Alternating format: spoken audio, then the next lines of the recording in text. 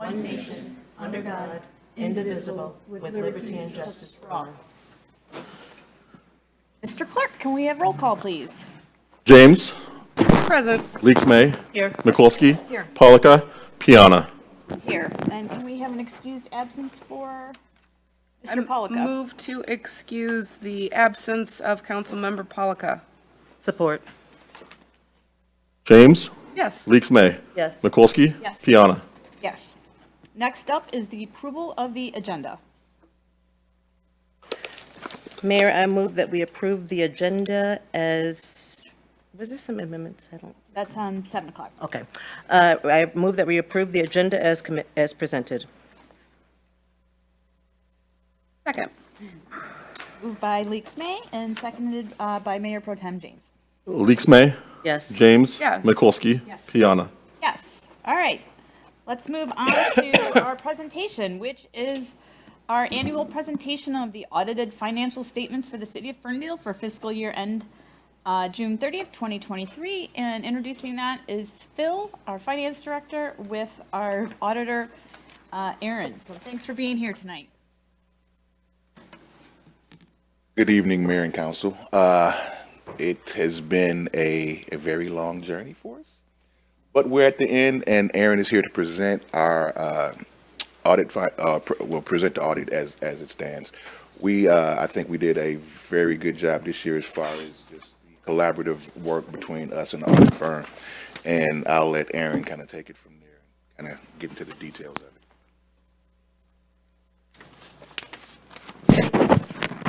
Thank you. I did have a PowerPoint presentation. Tonight I passed out the hard copies, the printed copies of the financial statement audit as well as the single audit report. The single audit is a thinner report. And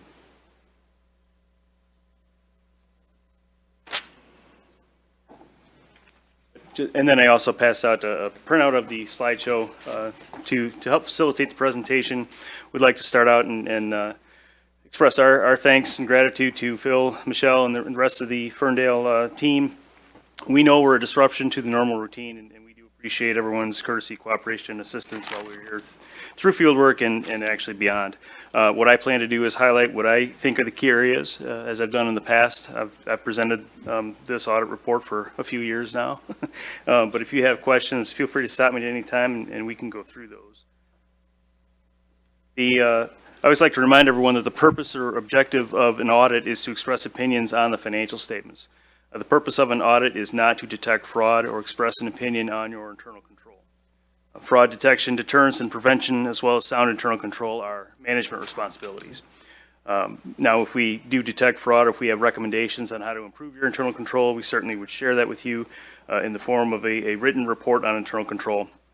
But that report on internal control is a byproduct of the audit itself. The independent auditor's report is presented on pages 1 through 3 of the larger printed document.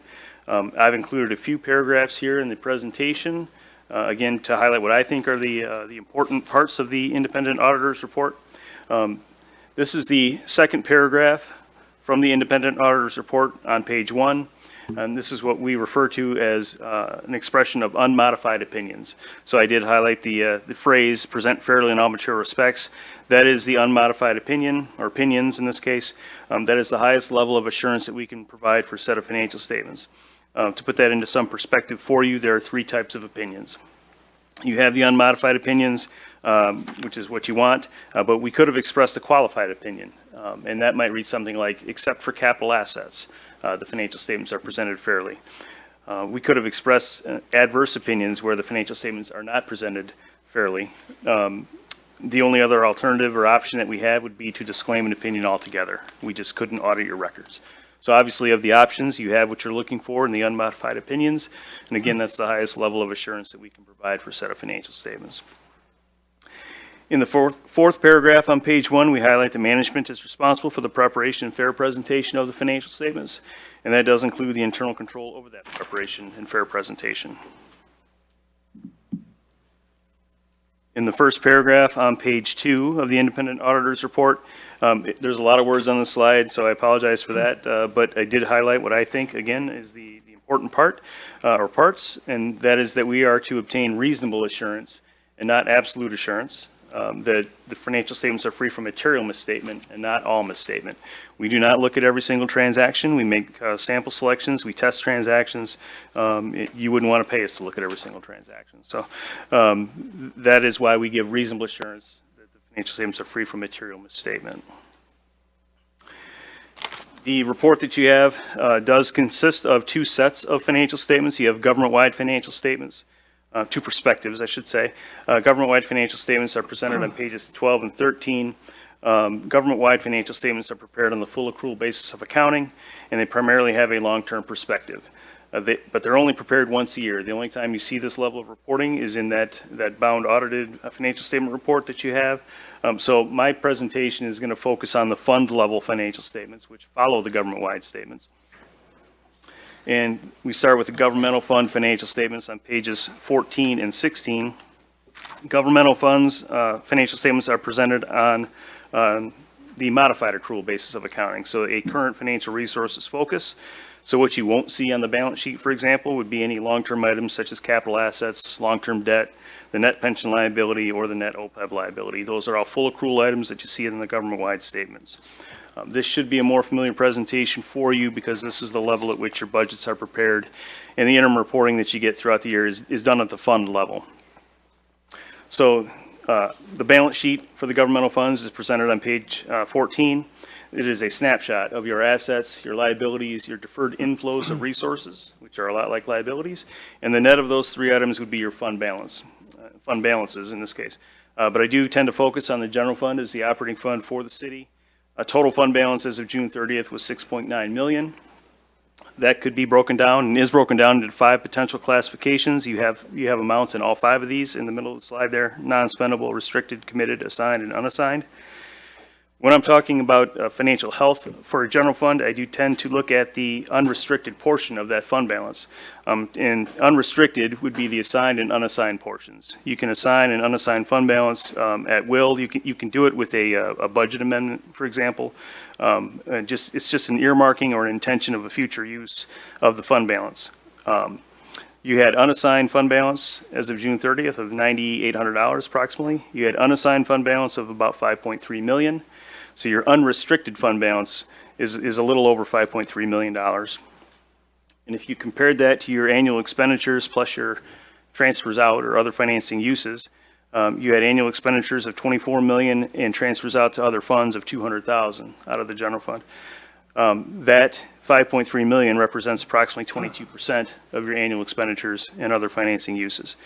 The Government Finance Officers Association recommends that you maintain a minimum fund balance in your general fund that is equal to 2 months of normal operations. 2 out of 12 months is about 17%, and you're sitting at 22 as of June 30th. So your general fund is in sound financial condition.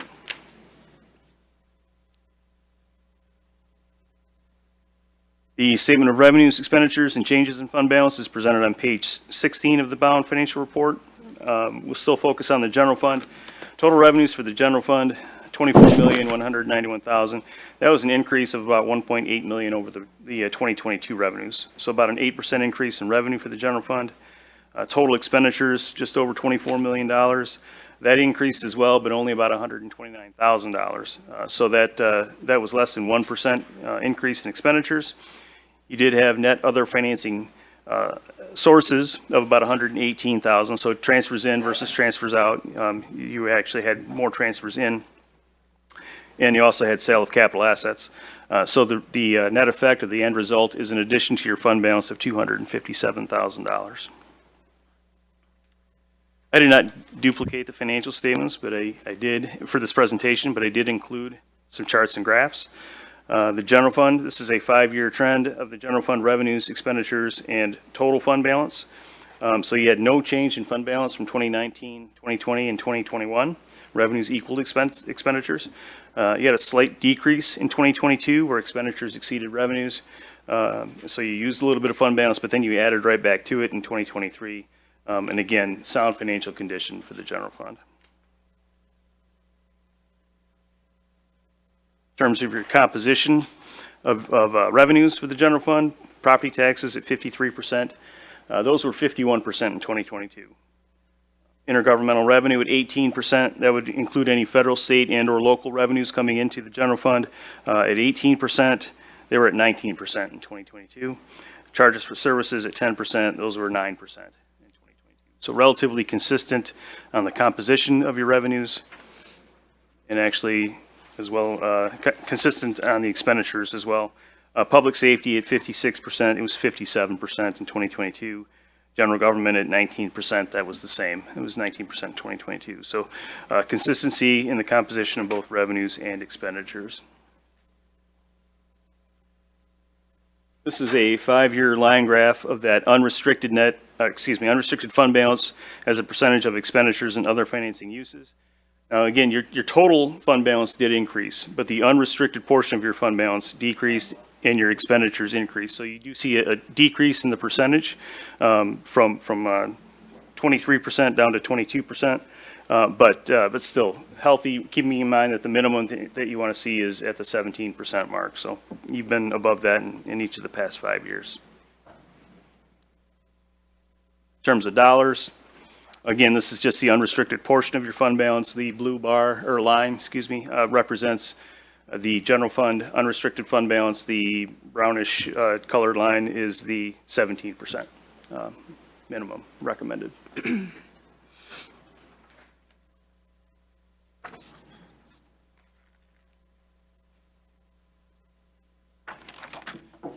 So that was the end of my general fund graphs. Anyone have any questions related to the general fund before I move on to the proprietary funds, enterprise funds? Through the chair, I just had one quick question. So you had referenced 2022 versus 2023 in your pie charts. Mm-hmm. Do you have those numbers in this packet as well, the 2022 numbers, so that we can compare? I don't. That's okay. They're in last year's handout, but I don't No have problem. them tonight. No, sorry about that.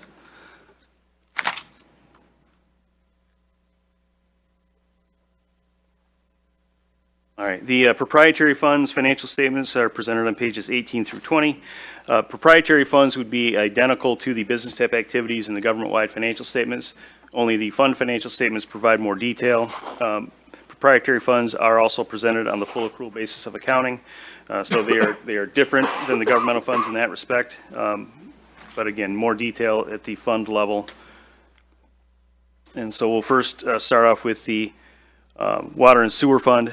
Again, the statement of financial position is a snapshot as of June 30th. Here we have assets, deferred outflows of resources, which are a lot like assets, liabilities, deferred inflows of resources, which are a lot like liabilities, and the net of those four items is your net position. So for the water and sewer fund as of June 30th, your total net position was just over $26 million. Now here, we take that total net position and break it down into three possible classifications.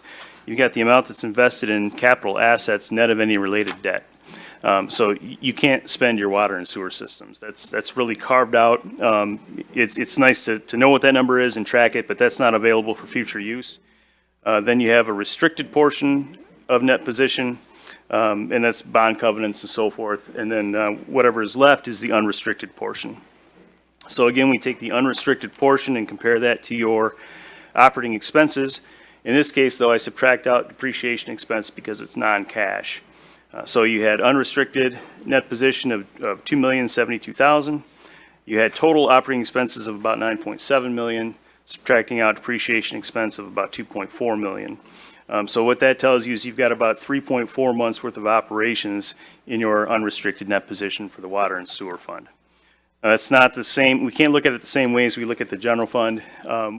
Typically, you want to take your 2 to 3 months of operations, which is a good starting point. But in that far right-hand side of the slide there, you start with the operations, but then you also have to add in any debt service needs, principal and interest payments in the coming years, as well as any capital needs. So generally, you want to have a higher net position than 3.4 months. It really depends on the age and composition and condition of your systems. So if you need to plan for large capital expenditures in the future, you're going to want a higher net unrestricted net position. So I have some charts and graphs here. So this is the water and sewer fund, total revenues, total expenses, and total net position. Again, it's a little deceiving, I guess, if you will. The total net position is not available for future use, as we touched on. Here is a bar graph that breaks down that total net position into its three components. As you can see, the largest portion of that net position is tied up in your capital assets. You do have you have restricted net position of about 1.5 million, and the unrestricted portion is that blue portion of the bar at just over $2 million.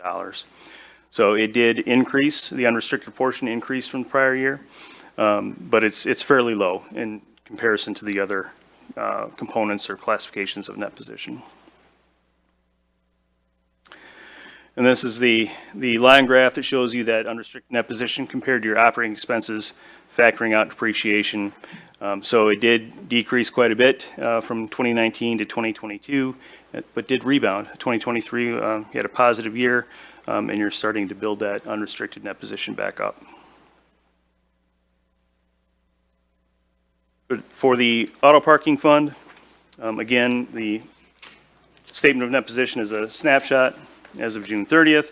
Your total net position for the auto parking fund was 1.5 million, broken down into, in this case, you only have two of these classifications because you don't have any restricted net position for the auto parking fund. But your unrestricted net position is negative. So you have 20.9 months of operations in the hole. So it is negative, but it did improve from last year. So the pandemic did not do the auto parking fund any favors.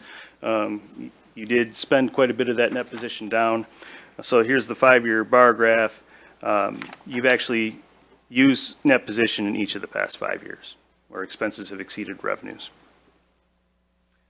Depreciation expense was not recorded until after the end of the year this year, so earlier projections indicated an increase in net position, but depreciation expense for the year for the auto parking fund was just over $1 million. So that took a hit on that position.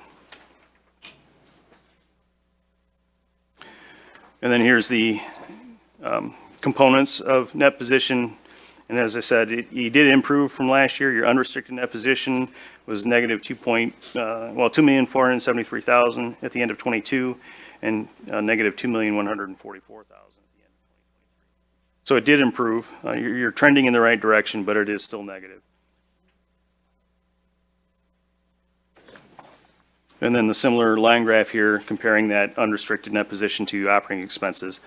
Similar to the water and sewer fund, it did decrease quite a bit from 2019 to 2022 and then rebound in 2023.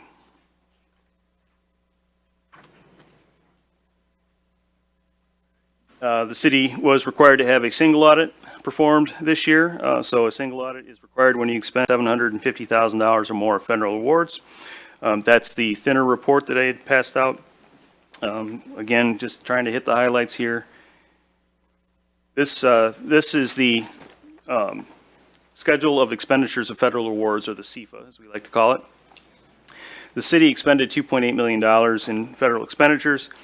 So with the threshold being $750,000, you obviously needed to have this audit performed in accordance with uniform guidance.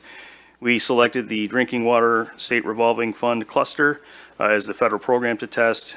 We were required to obtain at least 40%. That program got us 73% coverage. So we only had to test one program this year. This is the schedule of findings and question costs. It's a required schedule when we perform an audit in accordance with uniform guidance. So we expressed an unmodified opinion on the financial statements, as I mentioned earlier at the beginning. No material weaknesses, no significant deficiencies. We did note some non-compliance related to the financial statements.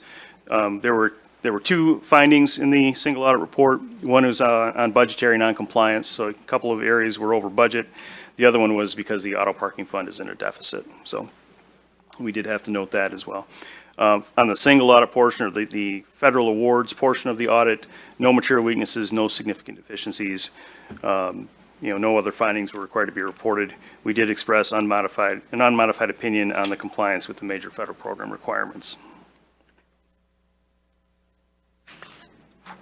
This is just the rest of the schedule of findings and question costs, we have to identify the program. Again, we picked the drinking water revolving fund. We had to say that you did not qualify as a low-risk auditee. You have to be free of material weaknesses for the previous 2 single audits, and they have to be consecutive. So we were not able to consider you a low-risk auditee. It wouldn't have made much difference. We would have picked the same program anyway. But if you were a low-risk auditee, we would only have needed to obtain 20% coverage instead of 40%. And with the one program that we tested, we got 73%, so.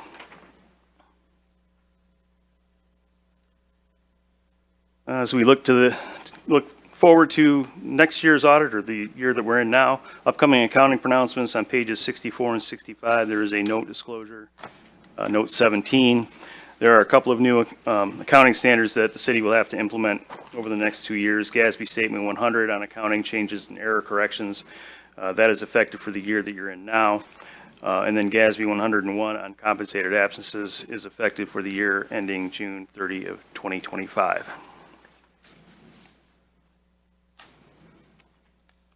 I think I went through that fairly quickly, but again, trying to hit the highlights, but I'd be happy to answer any questions you may have.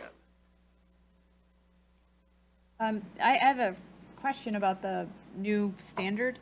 Okay. It's subscription-based information technology arrangements. Does that mean cloud-based services?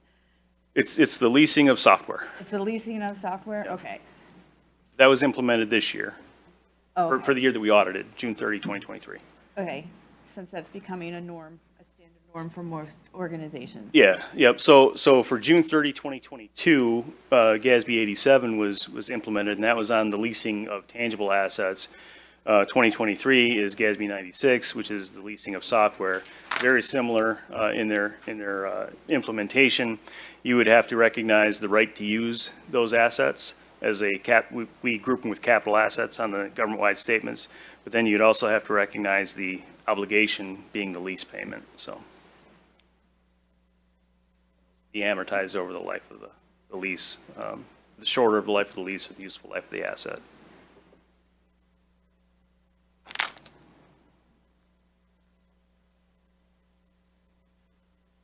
Are there any questions or observations or comments about the audit?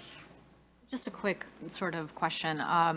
As part of the audit, you aren't doing any forecasting for the future, correct? No, we are not. Everything we do is rearview mirror. It already happened. We can, but that's not part of this. It's not part of the scope of the engagement. I had a question about, well, let me find it again. It was in one of your summaries on economic factors in next year's budgets and rates, page 9. Yep. That's part of the MD&A, or management's discussion and analysis. So. Okay. Can you talk a little bit about, the number one was the Headley tax limitation continue? Is that something that auditors are just highlighting for all cities? Well, this is MD&A, so this was prepared by management. Okay, I by might have to management. defer to Phil on that. But I guess all audits are having the same impact across all cities. I'm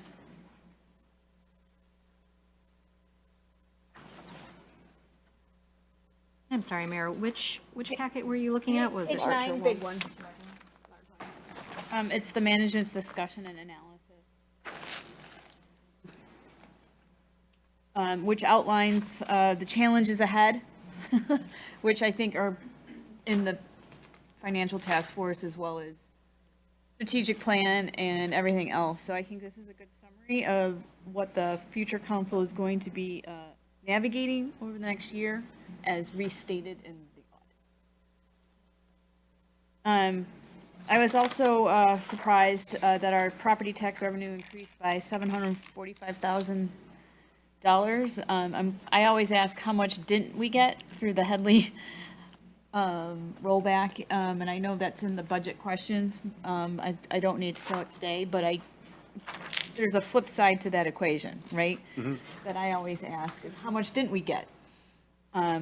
Even though it increased almost by almost 800,000, so 750.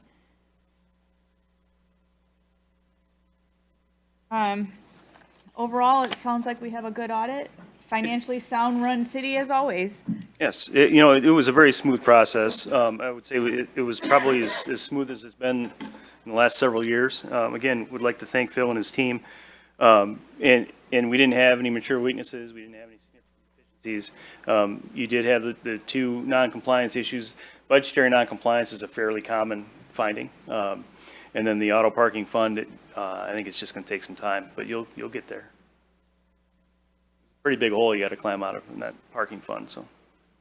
Yeah. Great project, bad timing of a pandemic. Right. Still playing out on the financial side of that. All right, seeing no questions, do we need to accept the audit? Or As presented. as presented? So we would need a motion? I move to receive and file the final audited financial statements following the conclusion of the 2023 City of Ferndale audit as submitted by the Finance Director. Support. Moved by James and supported by Mikulski. James? Yes. Mikulski? Yes. Leaks May? Yes. Piana? Yes. I typically read the consent agenda due to timing tonight, and one other on the regular agenda. I'm just going to move ahead and just ask for a motion. I move to approve all items on the 6 o'clock consent agenda as they were published online. Support. Moved by James and supported by Mikulski. James? Yes. Mikulski? Leaks May? Yes. Piana? Yes. I would like to point out that I'm very proud of our city manager and staff for making an interlocal agreement between Ferndale, Royal Oak, Hazel Park, Madison Heights, and Oakland County Health Network for adding mental health co-responders to support our police department. I just wanted to call that out because it's a huge win for the city, for residents who need services above and beyond that our police department can provide. And so just thanks everybody for supporting that and working collaboratively with other cities. Yeah, through the chair, thank you. This agreement means a lot to staff. We worked hard on this, and I want to credit Chief Hemme. He's already been working with other chiefs on how to potentially operationalize this once the agreements are done. The reason I chose not to present on this is Oakland County Health Network really should be at the table, and they were unavailable. So my expectation is we'll present a summary of the program with the County Health Network in January or February to the new council.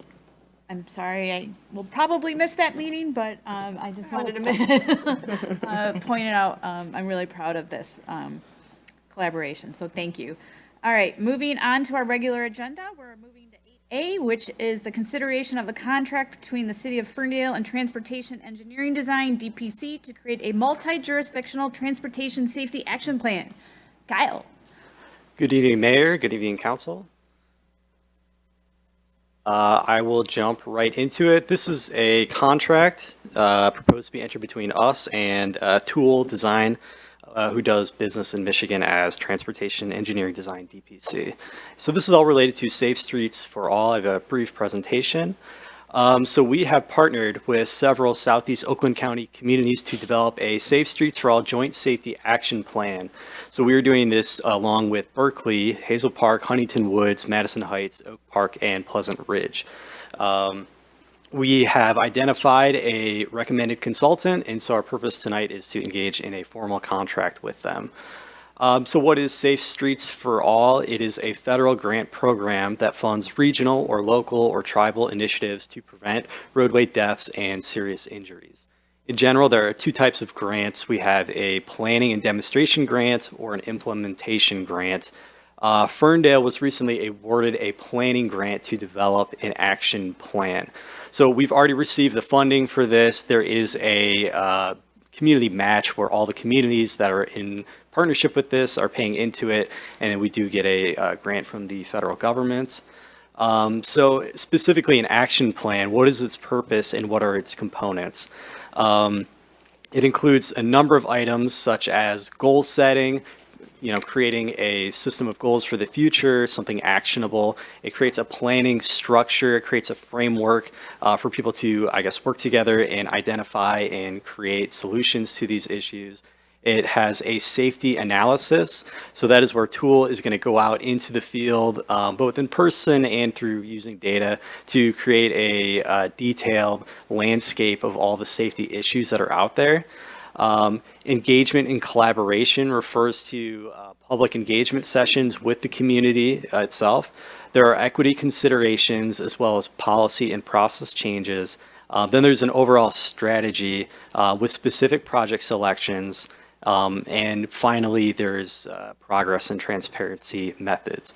So the safety action plan is going to review all the communities, look at what are the most dangerous areas that have, unfortunate traffic and pedestrian accidents, injuries, and deaths, and come up with solutions. So this action plan is important as a baseline identifier of where these are, and it provides solutions of how they can be addressed, and most importantly, perhaps it does provide a backbone for any future grant funding to address these issues. I have some maps here of the partner communities, so it's a little bit of a U shape. But as you can see, these communities are all kind of different in character. Ferndale is more of a traditional streetcar suburb. Other communities are more of a, 60s, 70s, 80s kind of suburb. And then even in Madison Heights, we have a higher density, think of 14 Mile and John R. So there's a wide variety of types of land uses here. So I think it's going to be a really interesting action plan to identify, what are some areas of concern and how can they be fixed. In addition, you can see major interstates crisscrossing the boundary. So what are some issues there? How can that be tackled? It really does provide a lot of southeastern Oakland County. So like I said, we've already received the grant, but we do have to find a consultant. So there are a number of firms who do this. This is their bread and butter. So we did put out an RFP. Because the grant was entered with Ferndale, we took the lead on it, and that's why I'm here before you tonight and not one of the other communities. So the partnering communities each submitted some person who is a key contact, and they participated in the process. We did develop an RFP together. 5 qualified firms did submit proposals. They were reviewed by a committee of members from each community.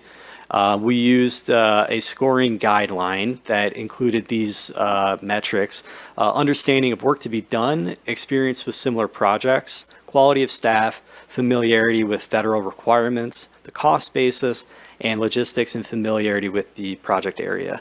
I did supply the scoring sheet to you, but it was pretty close, but our top scoring firm was Tool Design.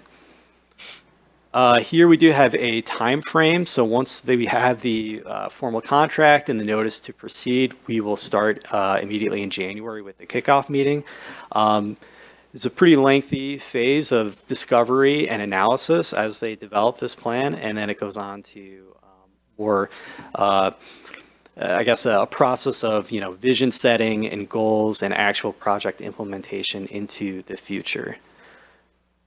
So we do have the contract in front of you tonight. I'd be happy to take any of your questions. I know Joe and Denise are more knowledgeable about the funding and the grant side of things, whereas I work more so on the RFP selection. We do have a representative from Tool with us. We do have Melissa. So if there's any questions for her, we'd be happy to take them.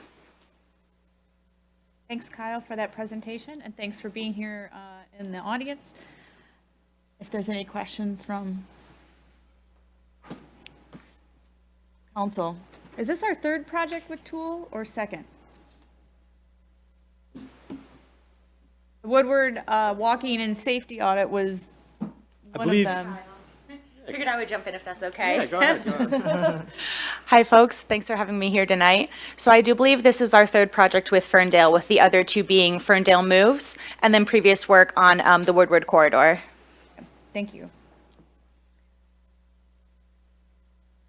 Through the chair, just a quick question. Who are some of the other representatives from the other communities? We had Matt, who's a planner at Madison Heights. We have Jim Brookman at Pleasant Ridge, James Finkley from Hazel Park, Eric from Oak Park, and I'm blanking on Huntington Woods and Berkeley. Is that Eric Tungate, Yes, from Oak Park. the city manager? Okay. So it really was a mix of planning staff and administrative staff. Okay, great. Well, I'm really excited for this project. The federal government required multi-jurisdictional collaboration as part of high-scoring grants, and so this is one of the reasons, among others, I think that we were selected as a collaborative group. And I know a lot of the officials elsewhere, including the mayor of Madison Heights, rides or bike to Ferndale all the time. And so I look forward to seeing how we might better connect our communities so that everybody can get around more safely and securely, no matter what mode they take. Through the chair, I do have a question, and I apologize because I know we've talked about this item before, and I think I even asked this question before, but I don't remember the answer. The city of Royal Oak and the charter township of Royal Oak are notably missing, and those are communities between which we have, through bike and walking and car traffic.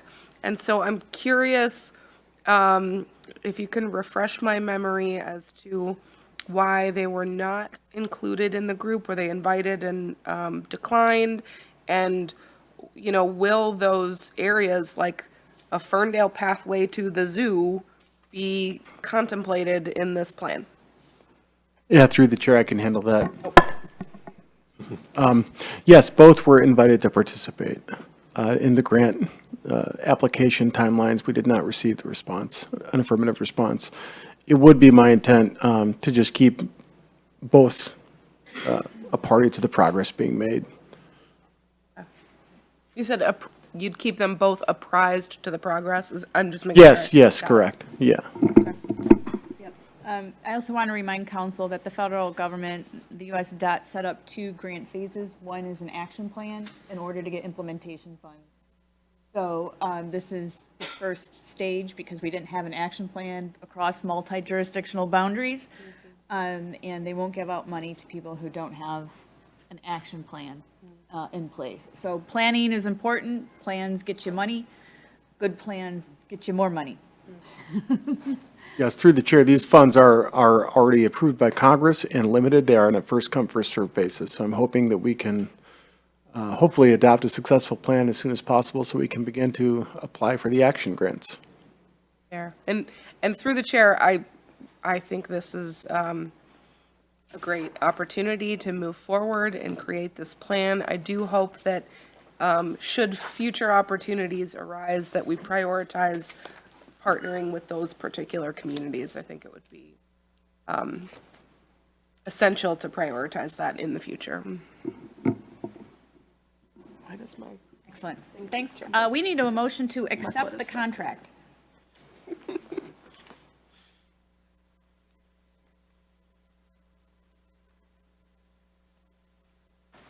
All right, I will move to approve the contract between City of Ferndale and Transportation Engineering Design, DPC, to create a multi-jurisdictional transportation safety plan as submitted by Planning Manager.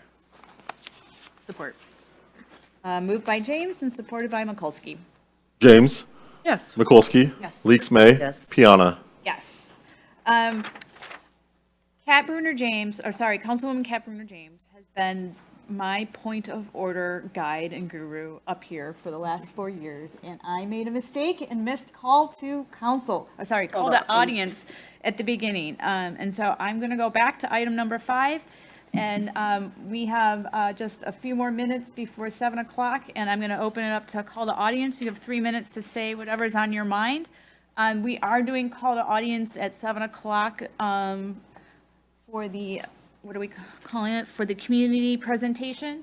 And so if you would like to wait until then, you may do that on the ceasefire. But you are more than welcome to do that now.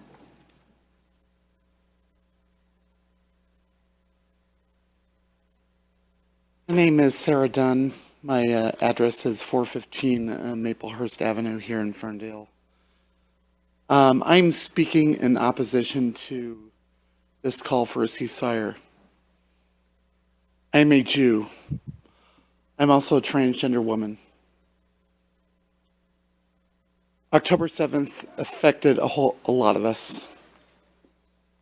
And these calls for ceasefires, there's never calls for solidarity or condemnation of Hamas for the over 1,400 people who were massacred in one single day. For the innocent men, women, children, babies, and elderly people that were massacred. For the women that were gang raped at a peace festival, who were slaughtered like animals. Where's that condemnation? By entertaining this, you are sending a message to your Jewish community that you don't care about our concerns. You don't care about our safety. And I know that you don't believe that. It is not the role of a city council to be commenting on a foreign country's decision to defend themselves, any more than it would be inappropriate for the Israeli Knesset to debate and pass resolutions condemning Ferndale's Public Works Department. It's inappropriate. Please stay in your lane. Don't entertain any such resolution that doesn't have all the facts. And, you know, as a city council, you have no say over Israel's right to defend itself. Israel will defend itself, and the Jewish people will defend themselves. We don't need permission. We don't need permission from the UN. We don't need permission from the radical left. And we don't need permission from the city of Ferndale to defend, to have the right to live in safety, to actually live. Thank you. Thank you. This is called to audience for our 6 o'clock meeting, and we will conclude in about 10 minutes for the call to audience. Is there anybody else who would like to say something? If you're here for the ceasefire, we will have a call to audience, and I will extend that period of time at the 7 o'clock meeting. Hi, Paul Collins, 64 East Breckenridge. I just want to give my praise and support for item number 7B. That was regarding the retail pet. It just, in my opinion, it creates nothing but heartache, sick animals, hoarder conditions, and I appreciate the city getting in front of that. Thank you. Thank you. I'd like to add that Councilwoman Mikulski led that effort on behalf of the city, so thank you for your leadership on that item.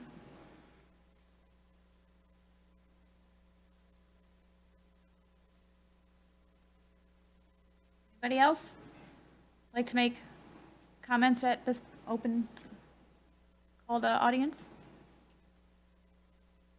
All right, I am going to close call to audience right now at 6:47, and we have completed the regular agenda because I got out of order and skipped call to audience, and we are now on call to council. Is there anybody who'd like to say anything now, or would you like to hold it for 7 o'clock?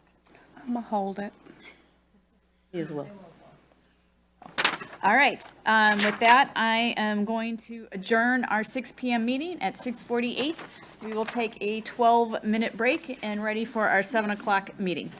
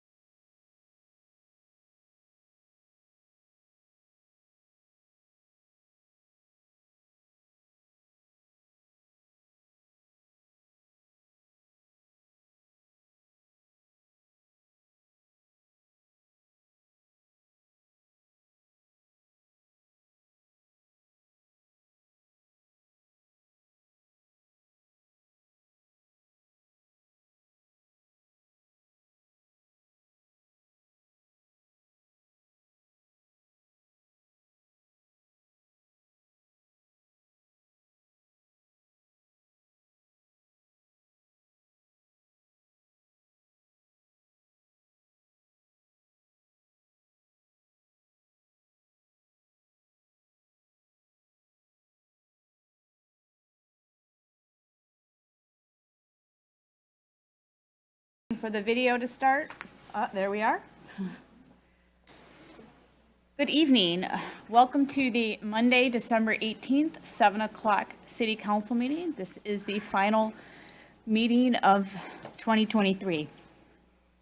For those who are here for the first time at our council meeting, for the last 2 years, I have been opening up our council meetings with a mindfulness breathing exercise to help us all get our attention focused, fully arrived, and acknowledge the importance of community and how our involvement and everybody's individual involvement is the importance of building community. So this exercise is not mandatory, and if you don't feel like doing it, that's okay.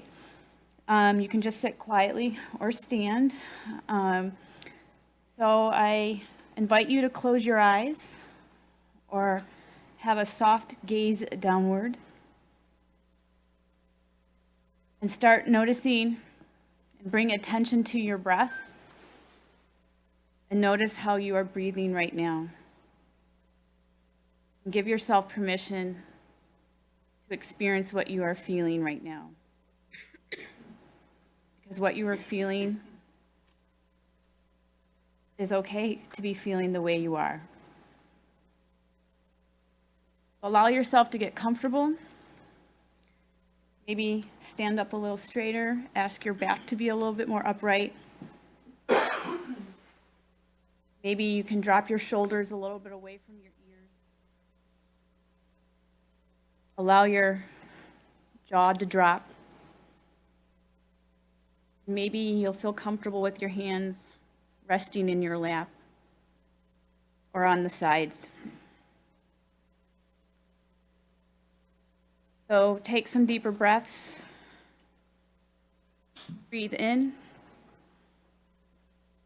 and breathe out.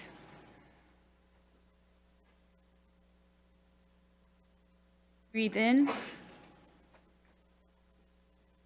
and out. Breathe in and out. Maybe when you exhale,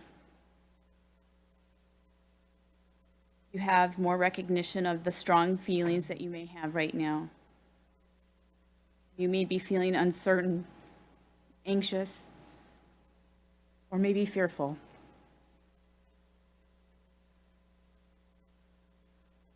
We have a lot of uncertainty in our world right now, and having these strong emotions and feelings is okay and natural.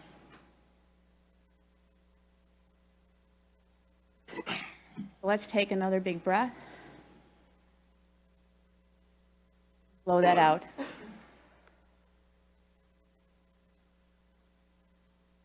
Remember to wish yourself well, and the person next to you, wish them wellness.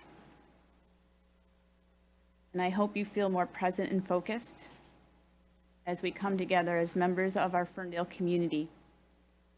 And thank you for being aware and involved in your local government. And I ask you to be curious, thoughtful, compassionate, and open as we discuss city business today. So with that, I invite you to stand for the Pledge of Allegiance. I pledge allegiance to the flag of the United States of America and to the republic for which it stands, one nation, under God, indivisible, with liberty and justice for all. All right, Mr. Clerk, can we have roll call, please? James, Present. Leaks May, Here. Mikulski. Here. Polika, Piana. Here, and may we have an excused absence for Councilman Polika? I move to excuse the absence of Councilmember Polika. Support. James, Yes. Leaks May, Yes. Mikulski. Yes. Piana. Yes. All right, next up is our approval of the agenda. Mayor, I move that we amend the agenda to move presentations 4B and C to the regular agenda, that would make them presentation 8A, 8B, and then the regular agenda item already there will become presentation 8C, regular agenda item 8C. Second. Moved by Leaks May and seconded by Mayor Pro Tem James. Leaks May. Yes. James. Yes. Mikulski. Yes. Piana. Yes. So our first presentation tonight is the community viewpoints presentation. And leading that will be our Councilwoman, Mayor Pro Tem Kat Bruner James. And I also want to say the next item right after this presentation is call to audience. And I extending, typically our call to audience is 30 minutes. And any more people who would like to speak, we usually put that at the end of the meeting, but I'm extending call to audience tonight to 45 minutes so that we may hear your voices tonight. So with that, I invite Mayor Pro Tem James to begin her presentation. Welcome, everyone. I'm giving a short presentation that's different than the one that I had hoped for tonight. First, I want to share my genuine appreciation for Councilmember Laura Mikulski's time and effort in attempting to build consensus for a community letter calling for an end to violence in Gaza and Israel. We made some progress finding common ground to promote peace and diplomacy and call for the adherence of humanitarian laws and provision of adequate aid in Gaza, and to raise awareness about harms of disinformation, among other goals. The experiment of a jointly written letter was a good way to hear each other out and to find areas where there was some agreement, but the end product wasn't an authentic reflection of the full breadth of any of our personal opinions. And it wasn't community-driven. I don't regret trying to make it work, but I've been looking forward to speaking directly to the community on my own behalf, in my own words, which I will do as a resident during call to audience down there at the podium, but I'd like to hear from others first.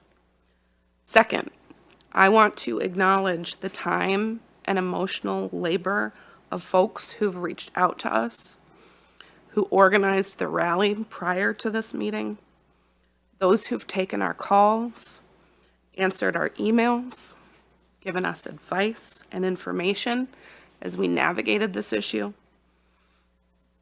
but especially to those who are carrying the emotional burden of being directly impacted by this war. Some of you have lost loved ones in this conflict. Some of you have been physically threatened due to your religion, nationality, ethnicity, or your political views on this conflict. And I acknowledge that there's an awkward catch-22 of asking folks who are directly impacted to contribute to this particular meeting when it's not entirely clear that this meeting itself will move the needle on the ground. But whatever happens tonight, I thank you for that labor and that effort. And I don't want to waste any more time up here. I ask the mayor to invite the public to speak, and I'll be down to join. Thank you.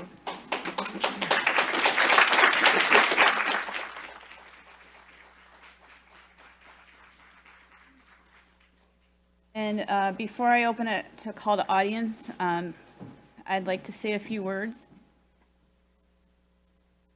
Ferndale is an activist city, and we have prided ourselves on residents getting involved and raising their voices. We've always encouraged productive discourse, even when we disagree. And you are always invited to our council chambers as community members, to make your statements and your positions known. As any time as part of our business meeting or our city council meeting. And I know there is people in pain on this topic, and I wish I could take this pain away for you, for the world, for all of us. We all desire a peaceful end to conflict around the world. And so tonight, I understand that the people who have requested us to pass a resolution feel disappointed in this decision of why it's not on the agenda tonight. And just because it's not on the agenda tonight doesn't mean that we aren't listening to you. And like Mayor Pro Tem James, we have received a lot of letters of support, and I'm thankful for everybody sharing their opinions and thoughts with us. And not passing a resolution is not a reflection that we don't care. Each council member is worried about this international conflict and the impact on Israel, the impact on Palestinian peoples, those who live here, and those who are concerned about family members in their homelands. And I wanted to be upfront about why this majority of council was not in favor of passing a resolution on this specifically. And it's been an unwritten policy position by previous mayors and councils to refrain from passing resolutions and statements on international affairs and conflicts. I have upheld this unwritten policy position as mayor, as the rest of council, and up to the past month, the entire 14 years I've been on council, I am trying to remember a community or a citizen request to take up a resolution on specific international affairs and/or a conflict.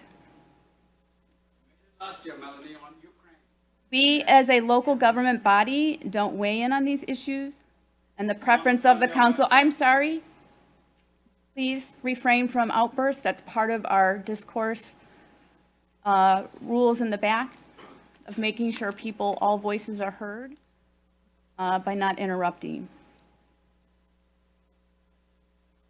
The preference of this council is to avoid setting precedents today.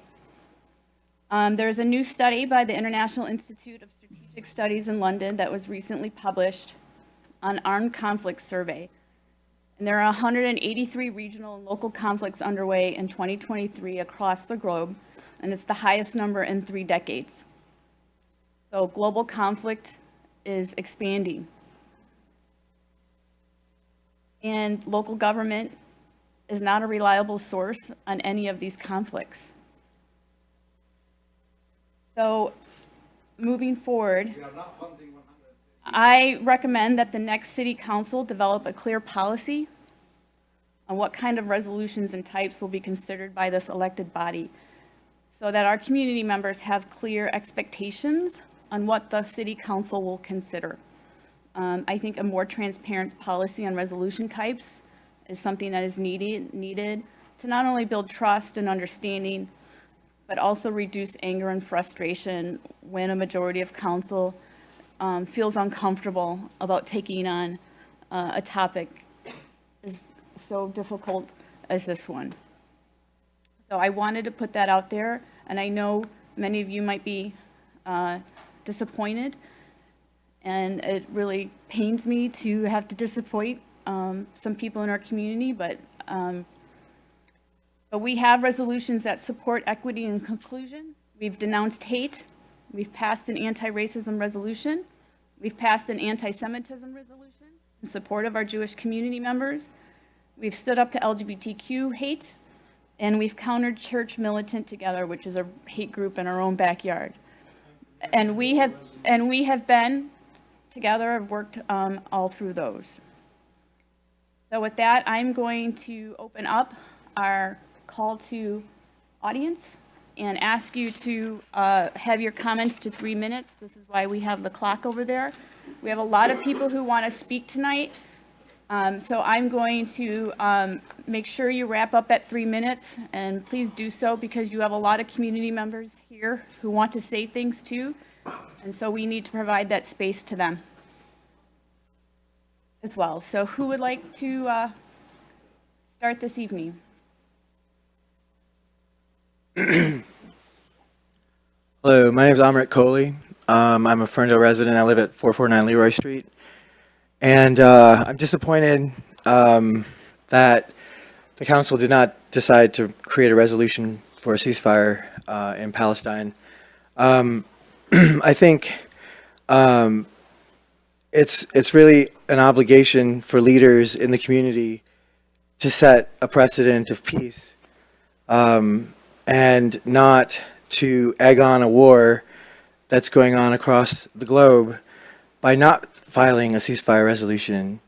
Because if you don't stand for peace and you don't stand for a ceasefire, then you obviously have to stand for the war that's going on, and you think that war is justified. And yet, more than 16,000 Palestinians have been killed in less than 2 months, and I don't think that's happened in any modern conflict in that short of a period of time. The entire Ukraine war has not seen that many civilian casualties. So it seems to me that the world is watching America do what it always does with its imperialist arms, reaches out and destroys other countries and other cultures in order to grab their resources and use it for its own. And I think that's shameful of America. And I think you as leaders in this community should stand up against those things if you intend to lead someone like me and pretend to actually represent me in this community. I think it's important that my voice be heard here and that you do something about this resolution at the next meeting, because I think we're going to be back. Thank you.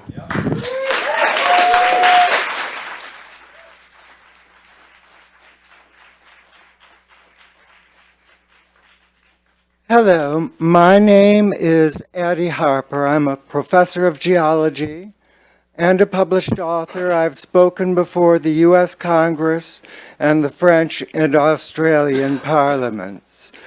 I'm here tonight as a human being. Oh, I should add, I live at 831 Breckenridge, because too many innocent people have died, too many citizens, far too many children. As a parent, a grandparent, and a great-grandparent, I cannot stand this in my own heart. I'm very proud to be a citizen here in Ferndale. I'm very proud of this city. I would like history to look back and say, here is one of the spots that stood against this before everybody else. It's abhorrent. And I don't even know what to say about it beyond then. It's terrible. Thank you.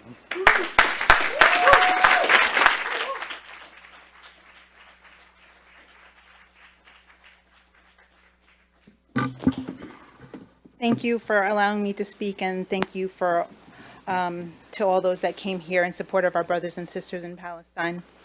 My name is Rabab, and I'm a resident of Ferndale. As a native New Yorker, Ferndale is now the place I call home and where my husband and I are raising our kids. I looked at my husband last night after putting our children to bed, and I asked, why do I feel like I still have to plead with people to see the obvious?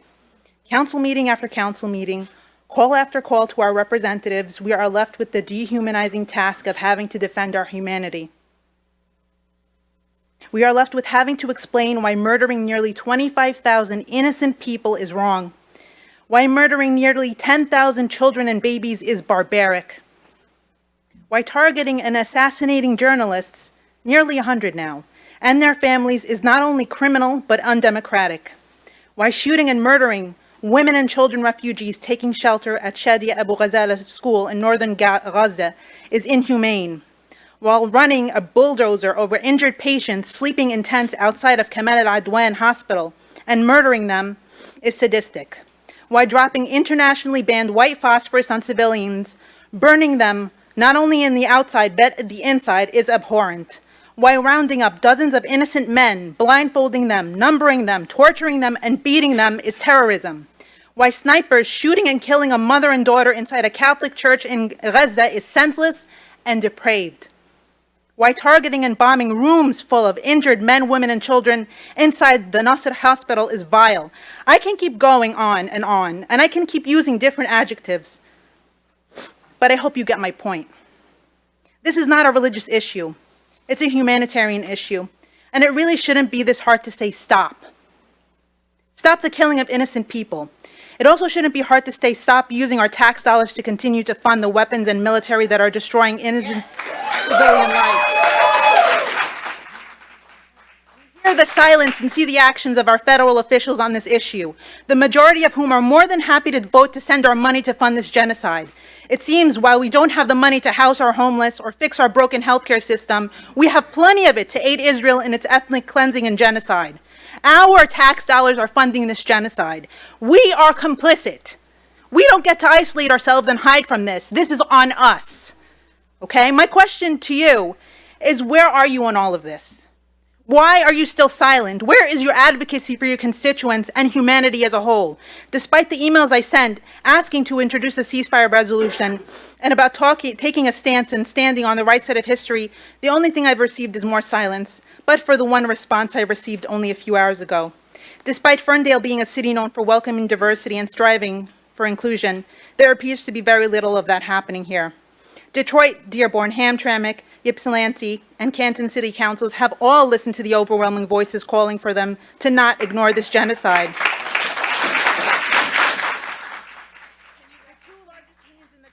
The UAW and the 1199 SEIU, which I was once a member of, being a healthcare worker in New York, have also called for a ceasefire. Do the right thing. Introduce a ceasefire resolution and pass it. Listen to your constituents.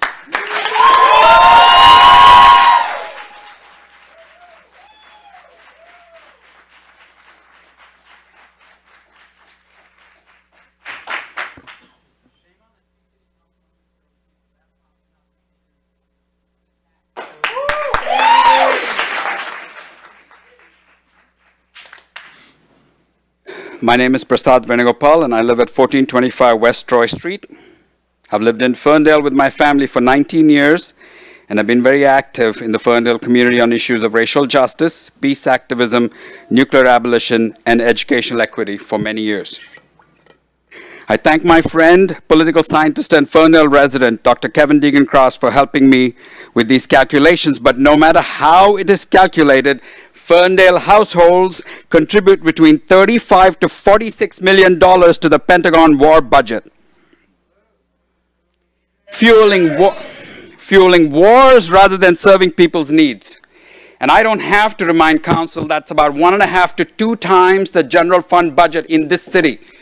Is supposed to serve people's needs. We send it to fuel wars, destroyers in the Middle East, so that we can protect our assets and to protect the war that Israel is fighting against the Palestinians.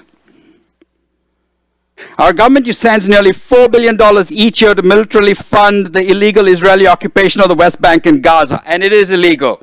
Since the 1967 war, it has been shown, and UN resolutions have said it is illegal.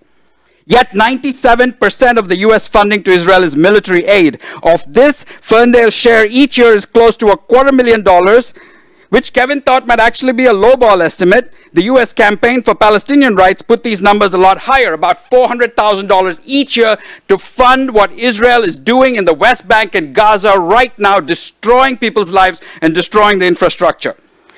So does this war matter to us here? Absolutely. The money has been used to kill over 20,000 largely defenseless population, including over 9,000 children, in retaliation for the brutal and inhuman acts by Hamas on October 7th. And yes, it was brutal and inhuman. Both sides have to back off from this inhumane war, and that's why a ceasefire is always a mutual ceasefire, calling for the preservation of life above all. There has been only one reason that I have heard about why there should be no ceasefire, and that is that a ceasefire would help Hamas regroup. That means we are willing to see our monies used to kill over 100 Palestinian children every day, over 200 Palestinian civilians each day, and the destruction of nearly 60% of the infrastructure, leaving survivors in Gaza and in the West Bank in the depths of starvation, hunger, and desperation.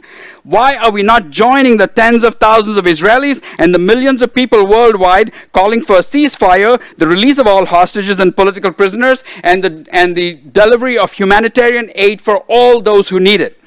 And I'll end with this. Melanie, on March 3rd, 2022, according to the Ferndale City website, you said, "My heart goes out to the people of Ukraine. We are proud to shine the colors of their flag and join the global community standing together in solidarity." Join this global community standing together in solidarity for a ceasefire.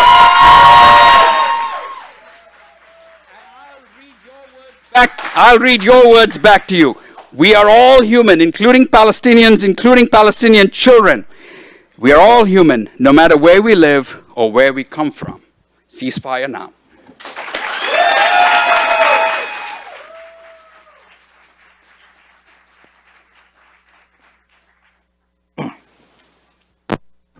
Hello, good evening. Hello, my name is Ahmed Ghanem and I live in Ferndale. For the past 15 years, I've been a resident of Ferndale.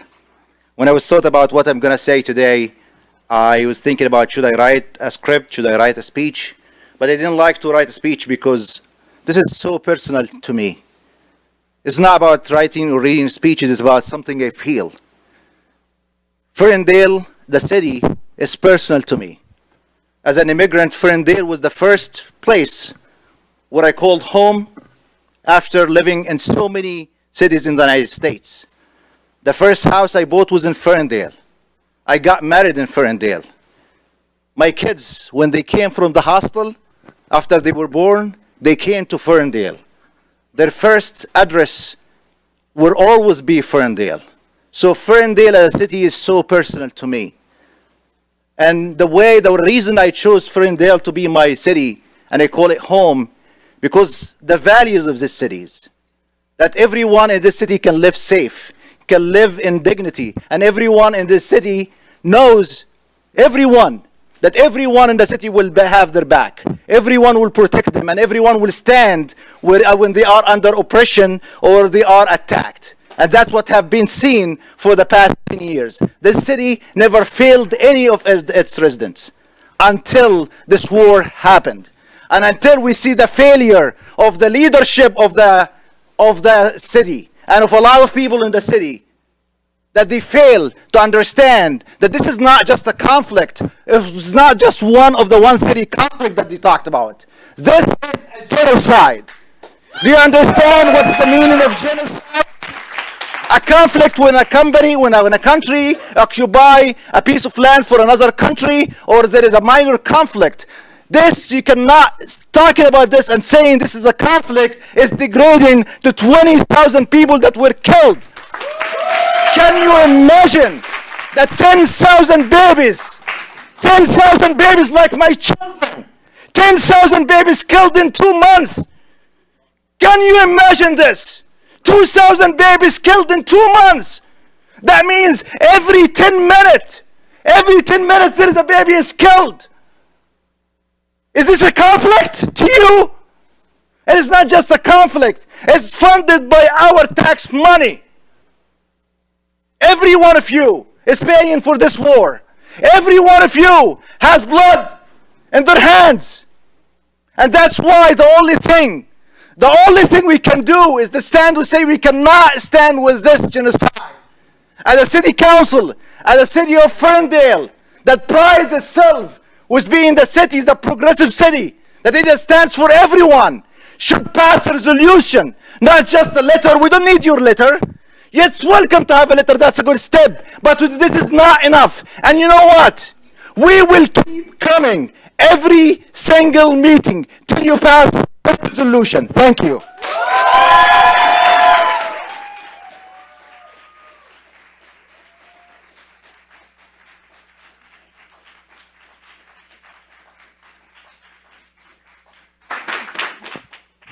Thank you. Hello. My name is Heidi West, 493 Pearson, Ferndale, 14-year resident of Ferndale.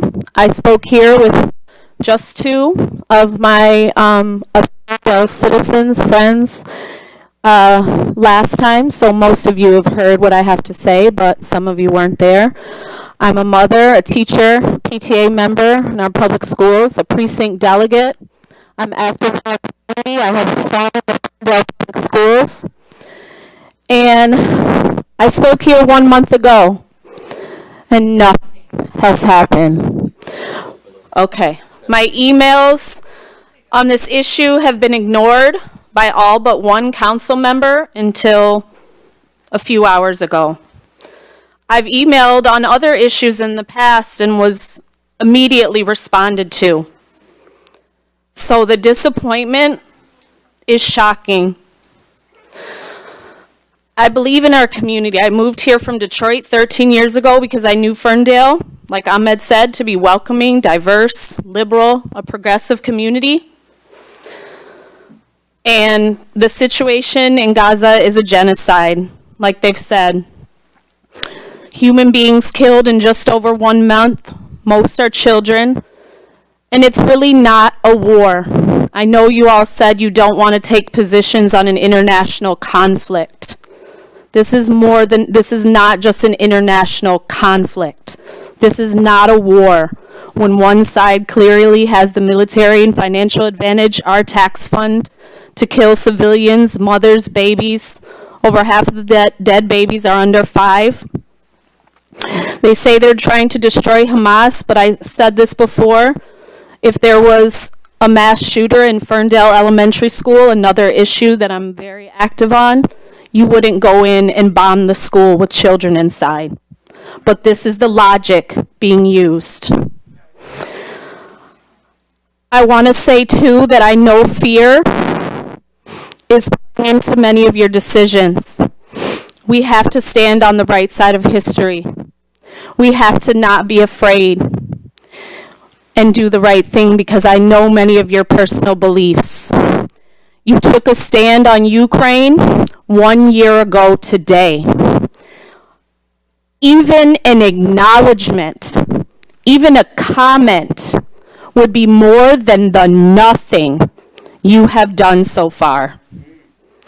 History will prove us to be right, and I want you to be on the right side of history, Ferndale. Do the right thing. Thank you very much.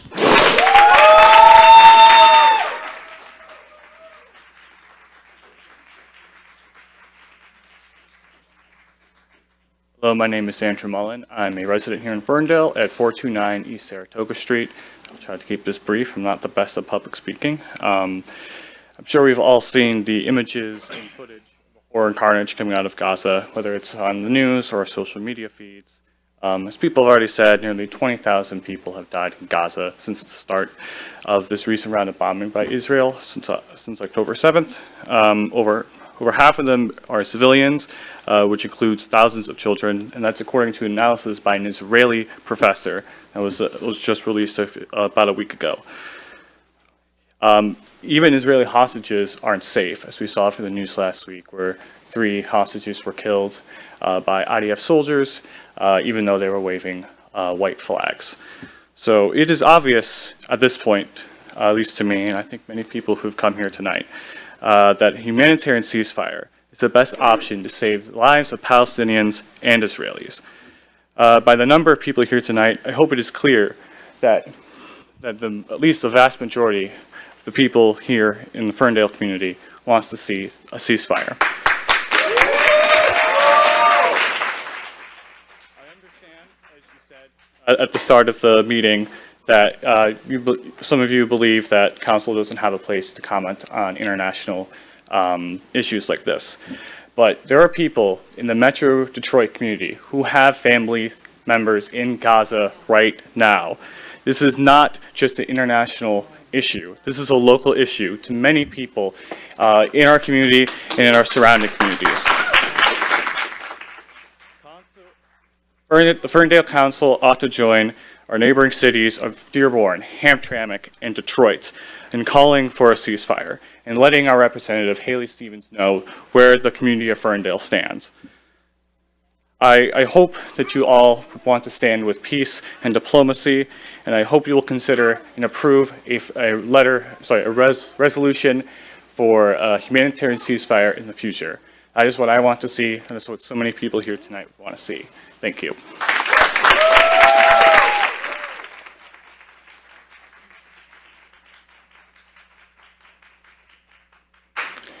Angela. Hey, Angela Lepard. I live on East Breckenridge in Ferndale. I have written all of you several times, so this is what I would like to add right now. Today, I saw a video with a child, no more than 4, covered in dust, shaking and clinging to a tree in the middle of dirt and rubble. And while I can imagine you can find this a bit disruptive, I want you to keep that vision in your head because that's what's with us every single day. This is heartbreaking. The UN Secretary General said the nightmare in Gaza is more than a humanitarian crisis. It's a crisis in humanity. Our country is funding this genocide, and I'm asking our city council and mayor to use your platform to pass a ceasefire resolution. Do not be mistaken, you have the ears of people we don't, including our congressperson. In Ferndale, our hearts and minds and spirits are strong enough to understand that we could care for more than one community at a time. There is nothing mutually exclusive with creating safe space here in Ferndale for our Jewish and Muslim family members and asking for a ceasefire.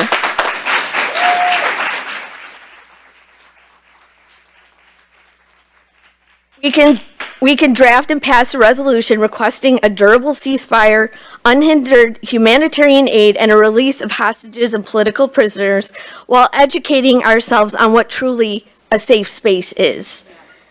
If we remain silent while thousands are killed and millions are displaced and starved to death, we are not creating a safe space.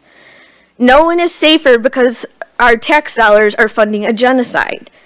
No one is safe when we stay silent as journalists, doctors, and humanitarian aid workers are killed. Our humanity isn't safe if we condone the bombing of homes, hospitals, refugee camps, schools, and an already long-time oppressed population. No one is safer if we continue to use dehumanizing language, including human shields. Gaza is one of the densest places on earth, and saying human shields is a way to give permission to anyone and everyone to kill people, including Israeli hostages. The obliteration and terrorization of an entire population is never the answer. Looking away while we fund a genocide is not okay. If you need to be educated on the current and historical occupation, ask one of us. If you need to see a video of proof of how horrible and nightmarish Gaza is right now, we have hundreds to show you. If you need to hear from the Jewish community, we have somebody here right now from the Jewish Voices for Peace. Be like Ypsilanti in Detroit and pass a ceasefire resolution now. Thank you.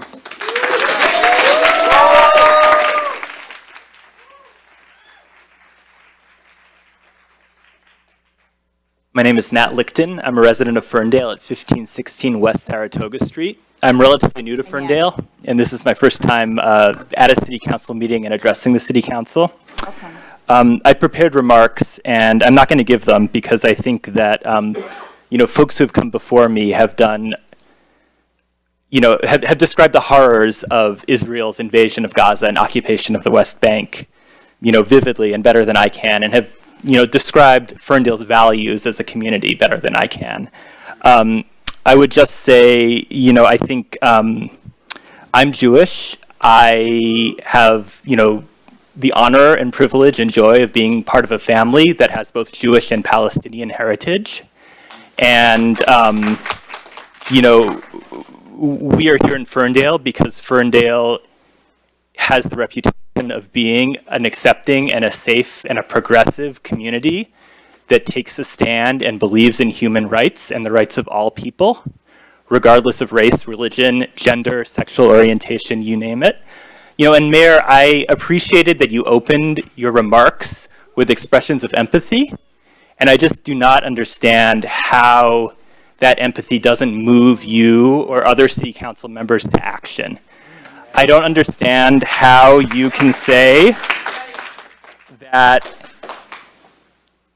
how you can acknowledge that this conflict is deeply personal for many Ferndale residents, including myself and my family, and at the same time equivocate by saying that there are over, 190 other armed conflicts in the world, and the city council council can't take a position on all of them.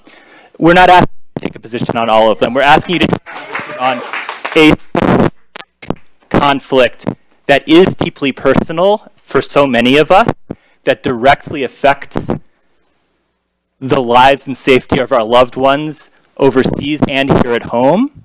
And, as others said, we're all, as taxpayers, as American citizens, as residents of this country, deeply intertwined with, regardless of your background.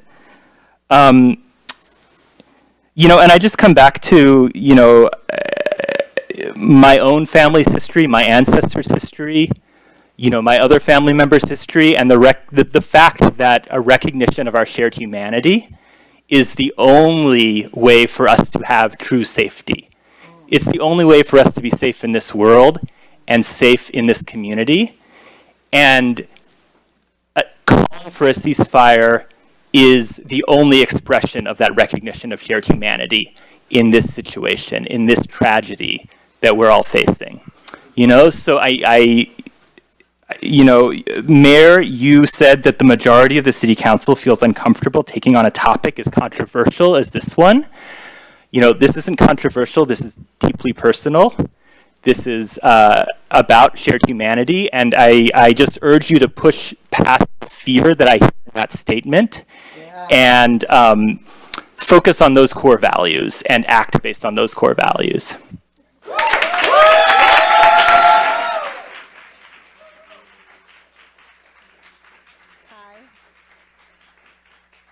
I'm Peggy Harp. I live at 566 West Saratoga. Hi, Peggy. Hi. Last night I went for a walk, and I was so moved and touched by what a sweet place I live. All I saw, was houses with their lights on and like families getting together and little holiday parties. And I walked by the Presbyterian church and people were singing. And it was like, wow, this is such a beautiful life. And, by you all passing a ceasefire resolution, you don't lose any of that. You still get to keep that. You don't lose anything by doing this, by making a statement. We're not asking you to be in a war-torn country. We're not asking you to be the victims of genocide. You can still go to Somerset Mall next week and purchase things, and you can have your holiday parties. All you have to do is make a statement against genocide. That's it. Thank you.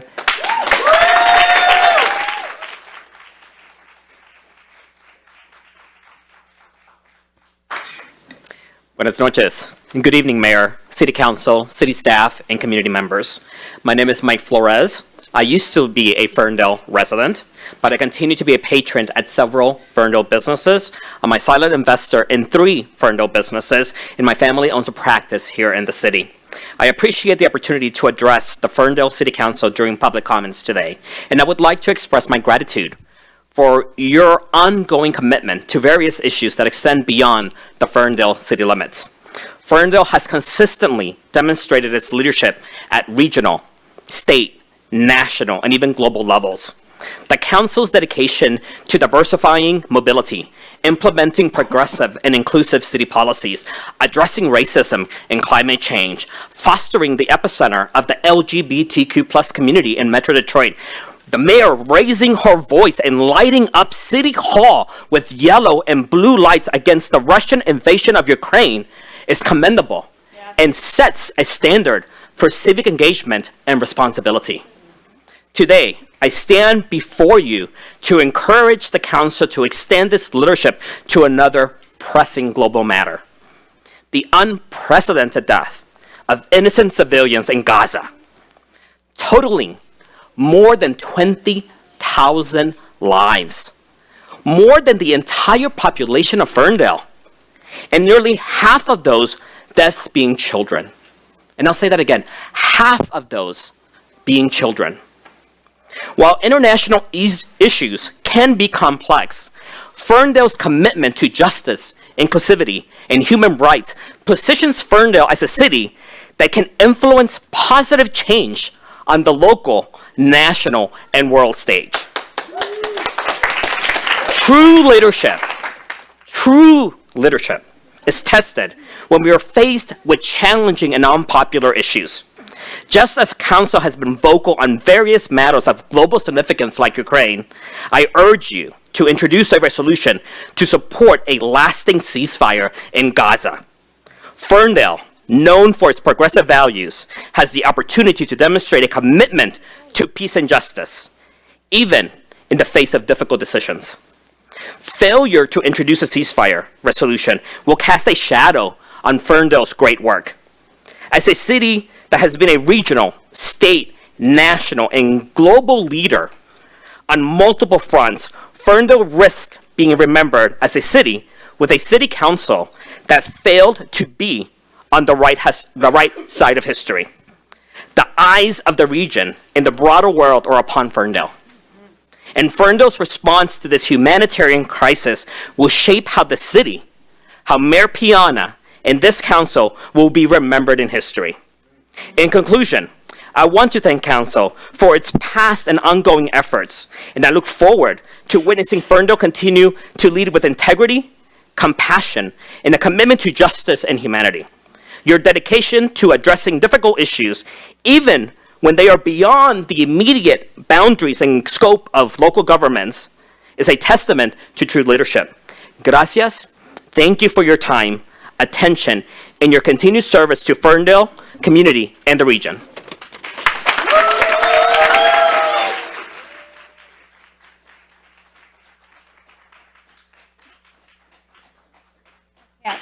Hi, friends.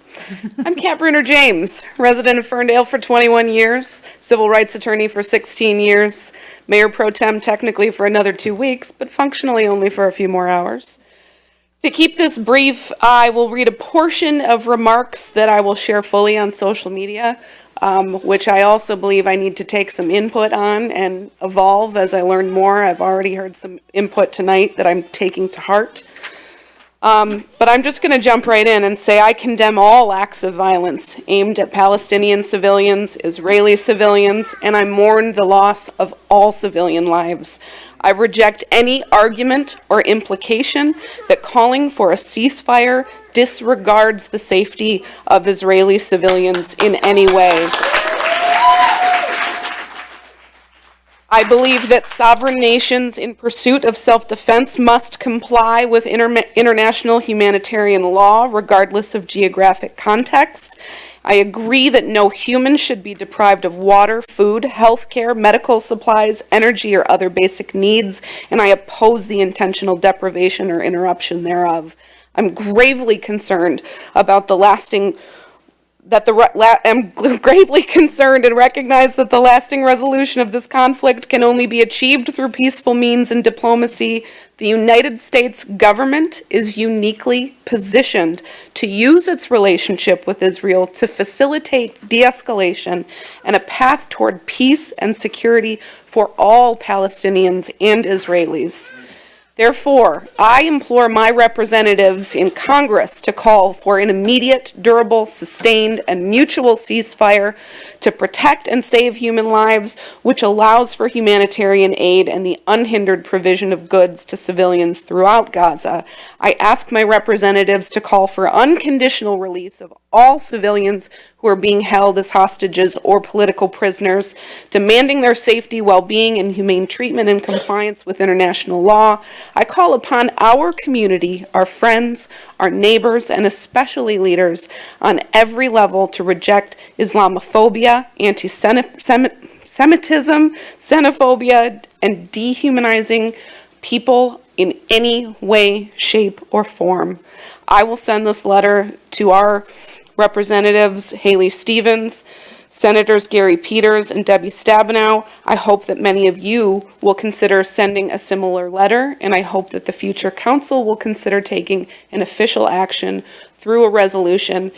And I need to comment that our representative, who primaried a progressive Jew funded by AIPAC, has full-throatedly condemned Hamas and ignored the plight of Palestinians.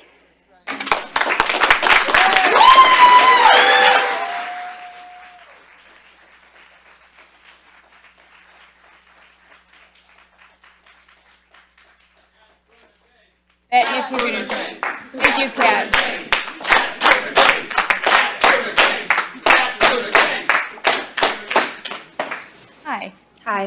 My name is Olivia Carlson. I live at 3143 Minerva Street. I'm extremely uncomfortable speaking publicly, so I'm going to keep this short, but this is important to so many people that if we're not raising our voice, then I don't know what we're doing.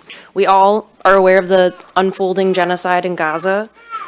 We have access to the same internet, so if you haven't seen these images and if they haven't affected you on a visceral level, I don't really understand what to say to you. You say that you're not the body to address, being that we're at a city government level, but the federal government is not listening to us, even though 66% of Americans are calling for a ceasefire. So we are starting at our local level, where hopefully we can enact change.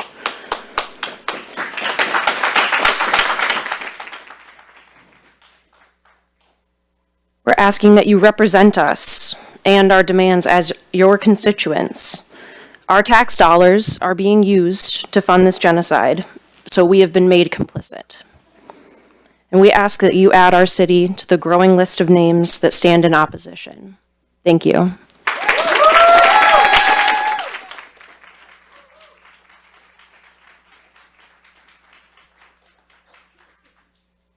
Howdy, my name is Ryan. I live on Jewel Street. I own that home. I pay nearly $10,000 in property tax to Ferndale. I was going to try to relate to you on a human level, but I feel like money is the only thing we all understand. So if you can't relate to me as a human, please see me as a money revenue stream. Many things are complicated in this world, but one thing is humanity. I wanted to bring a quote from someone I saw. This is personal to me because of the language I've been seeing used against the Palestinians. If lynching, we see that against the American black people by the American rabble, we see that as an inhumane practice, then I don't know what we call the collective, organized, systematic murders committed by the Israeli government against the Palestinian people. Since 1948, the sands have been bleached in blood, and these murderers have been blessed by our church, our governments, our kings, our parliaments. I only say that if we are to continue in this society as people, then we need to call for a ceasefire. Thank you.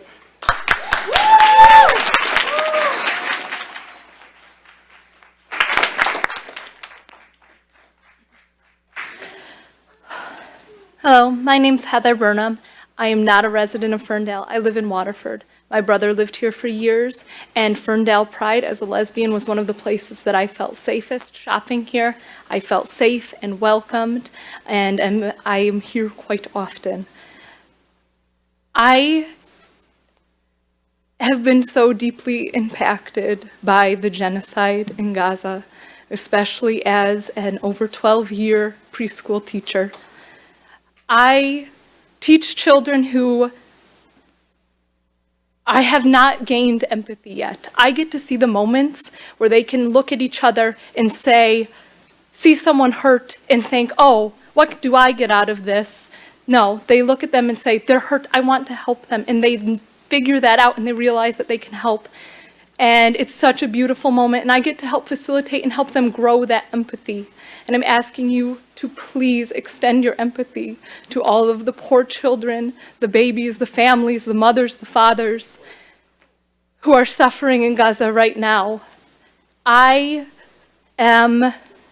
grandfather was a Holocaust survivor. I've seen people who have said, oh, we would never do that, or we would stand on the right side of history. This is a moment to stand on the right side of history. I can't look at what is happening to the Palestinians and not see that relation. I can see them being targeted. They're suffering. It's not a war. It's not a conflict. It's a genocide, and we can't turn a blind eye to it. I look online and I see my friends disappear one by one. I look every day and I pray and I hope that I don't see them gone, that I don't see them in the Martyrs for Gaza.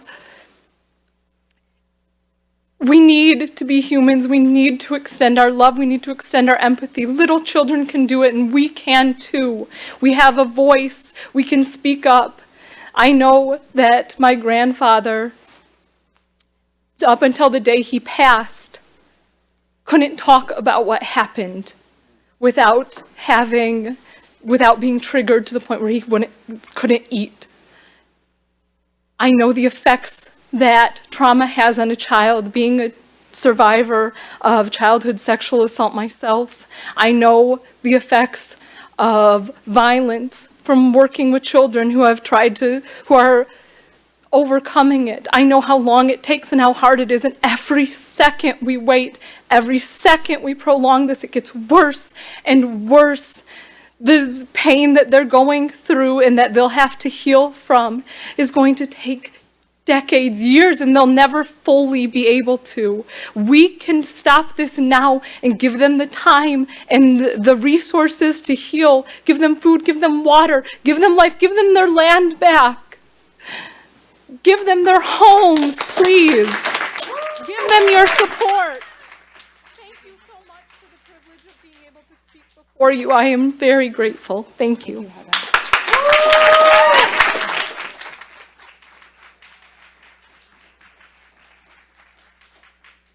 My name is Christina Gallardo, and my wife and I own a home on University Street.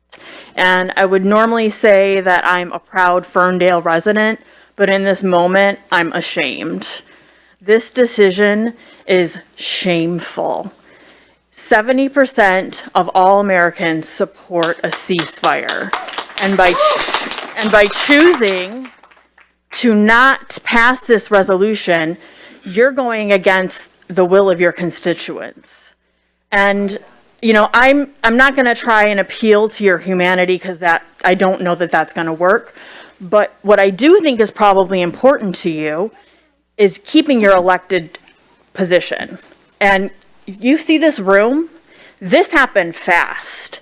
So if you choose to continue not to take action, we will organize to vote you all out and vote in those who have a conscience. And, you know, I can't help but just wonder how the decision to make a statement about Ukraine, which is an overwhelmingly white country, but choose not to make a statement in support of Palestine, which is a brown country, like how you can't see what that communicates to the world.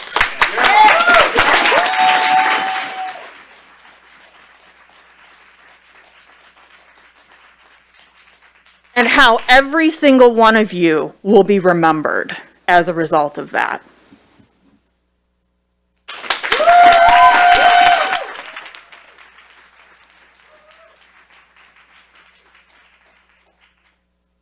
Hi, my name's Merritt, and I wasn't planning to speak tonight, and I'm not a very good public speaker, so I'm going to keep this a little bit brief. I grew up in Ferndale. I came out as a lesbian when I was 13 years old. I was extremely proud and happy when I was talking to my friends, to the other young gay kids in my community. I didn't go to school in Ferndale, I went to school in Berkeley.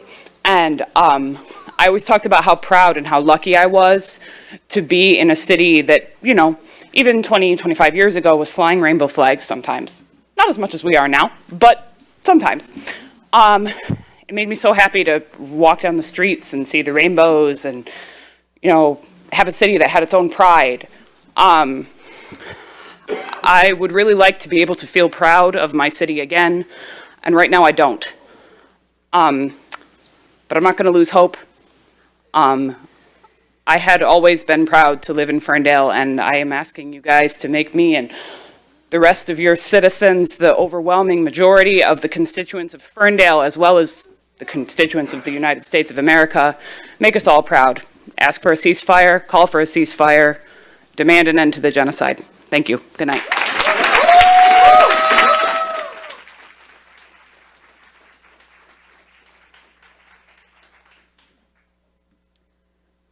Good evening. I wanted to simply share a quote by Desmond Tutu, saying, "If you are neutral in situations of injustice, you have chosen the side of the oppressor." And I think you really need to think about that, because I heard the expression of discomfort when talking about making a stand for thousands and thousands of civilians, over 20,000 civilians, and over 10,000 children, mostly under the age of 5. And the least you can do is sit with some discomfort and make a statement. Thank you.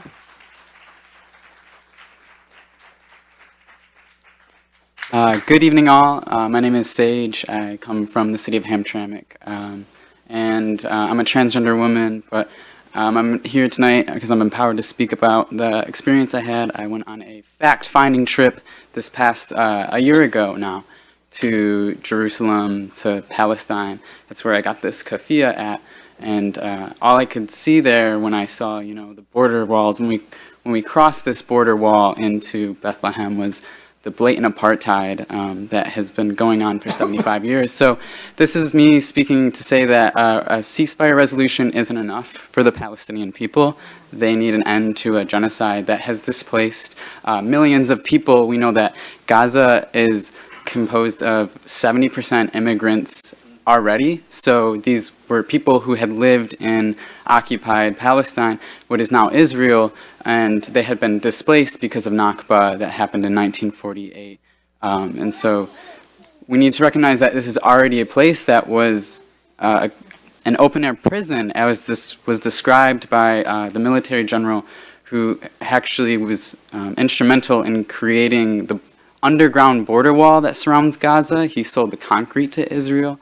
And he described it as an open-air prison. And again, this was an Israeli IDF military general. So if he can see the conditions of Gaza and, openly call it what it is, as an open-air prison and a genocide and apartheid, then I think the city of Ferndale, at the very least, can call for a ceasefire.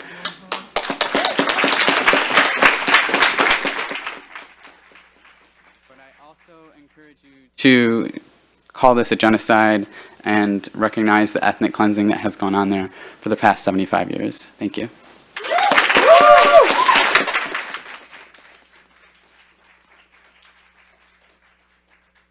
Hello, everyone. My name is Sean Marco. I am a resident of Royal Oak, but I've lived all around Metro Detroit. I think that it has pockets of very beautiful people, very passionate people, and Ferndale has been one of the places that I have even looked to living because I've heard how progressive it is.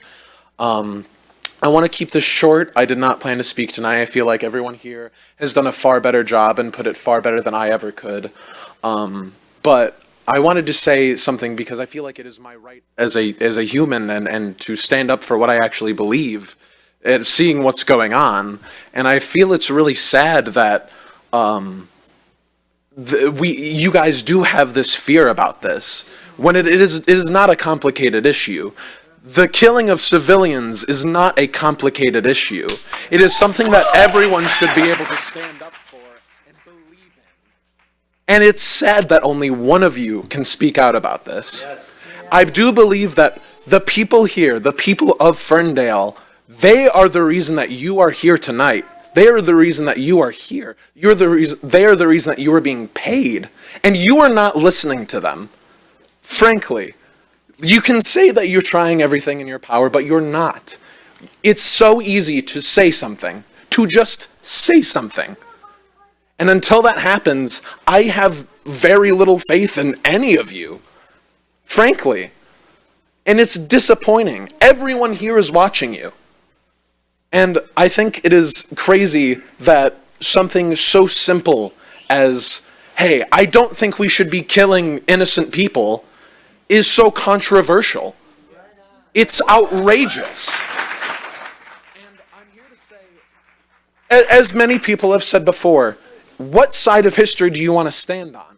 The right side? The side that everyone will remember? The side that people will say, I'm glad that I was on that side. I'm glad that I fought for what I believed was right. And if you can't do that, then frankly, I do not believe that any of you should be in this job. And I frankly believe that the people of Ferndale should vote for better, for people who actually represent what they want.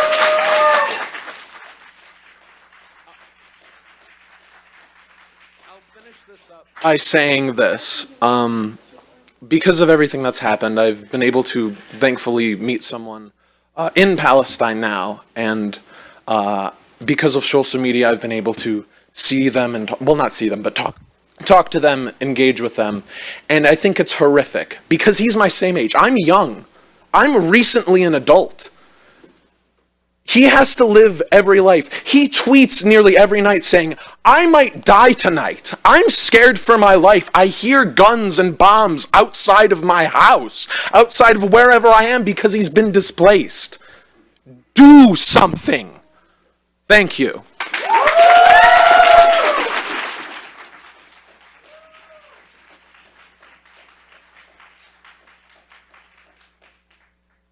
I want to, my name is Hassan Nawash. I'm a Palestinian, having gone through the Nakba of 1948. So I'm a broken person, really. And spent about 20 years in therapy to have me become functional human being. The scar never leaves you. I did not give up on the humanity of people.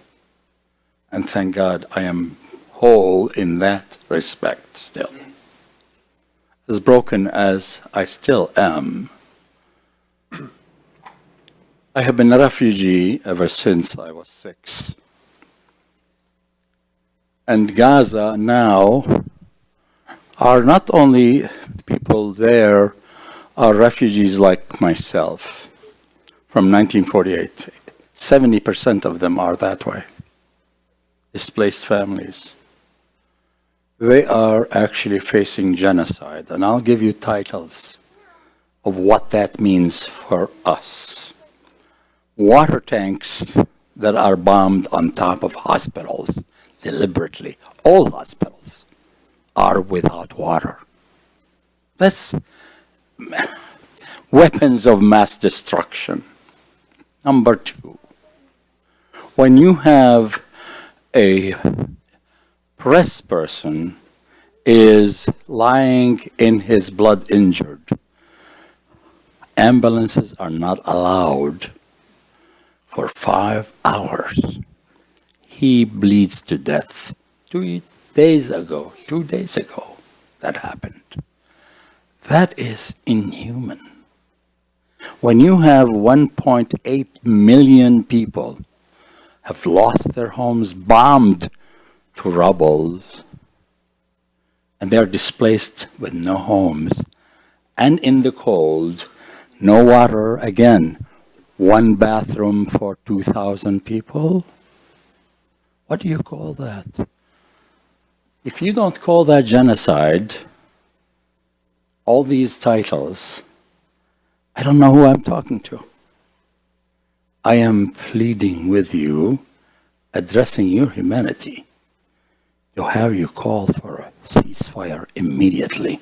Thank you very much.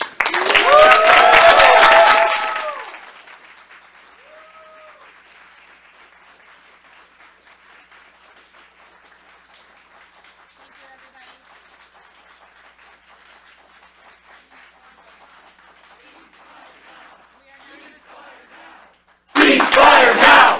Ceasefire now! Ceasefire now! Ceasefire now! Ceasefire now! Ceasefire now! I'm now going to call the audience. Ceasefire now! Ceasefire now! Ceasefire now! Now closing call to audience, seeing no one else in line, and I'm going to take precedent and open it up. Typically, we move on from call to audience onto the next agenda item. But I would like to open it up to council members to make a comment and reaction to what they've heard tonight and where they stand. Would like to open it up. We've already heard from. You can skip me. This is for Councilwoman Raylan and Laura Mikulski, and I have a final comment to say as well. Who would like to start? You first or me? Go ahead. All right. So first, I would like to appreciate all of you for being here tonight. This all only shows me one of the reasons why I love being in Ferndale, because when there's something that we are passionate about, we show up and we show out for, on behalf of our community members and behalf of each other. That is one of the reasons why I love this community.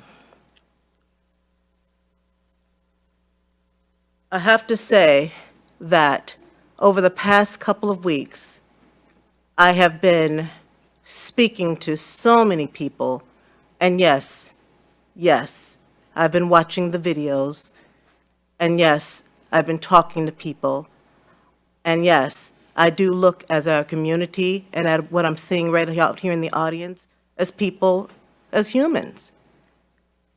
I'm out in our community every day, and I see what makes Ferndale so special. I want to thank Council Members Mikulski and Mayor Pro Tem Kat Brunner James for their efforts in bringing forth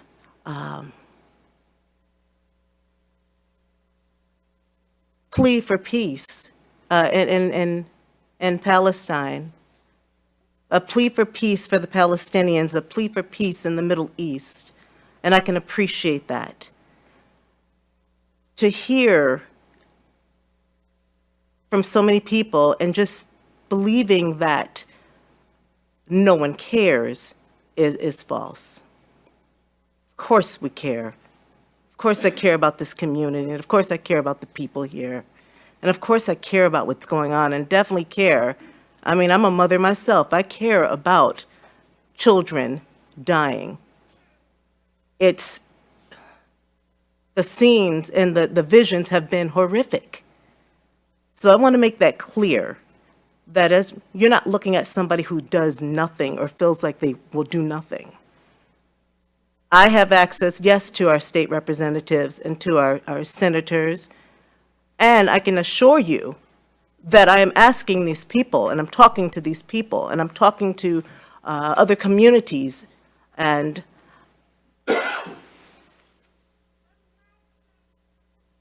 to hear and to know where they stand regarding this. Now, I'm not going to go into what some of these community members are saying. And I keep hearing everyone saying that this is a matter of fear. This is not a matter of fear for me. This is a matter, I serve in this community and have for the past 11 years, and want to continue to serve because of what we represent.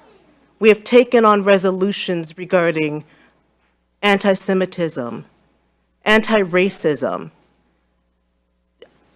so many resolutions, a human rights ordinance. I can go on.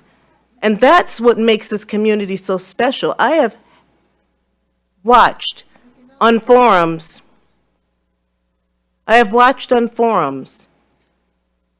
the divide that is happening in this community that I love. I have watched people make statements saying, I'm with this side, or I'm with this side, or I'm not going to shop at that business anymore. And that's just not who we are. And that's not what we do. And it's heartbreaking to me, not only to learn of what's happening in the Middle East, but also to see the divide that's coming about in our community. I can appreciate the efforts of a community letter, and I still think it is valuable. And I think, what would a community letter say, however far up it goes, and it can go far, from all members of this community saying what we want, saying what we need. Instead of, let me finish. Instead of resulting in tactics that are threatening, could be looked at upon as bullying even. Why can't we come together as a community and organize in ways that reach our state senators and representatives?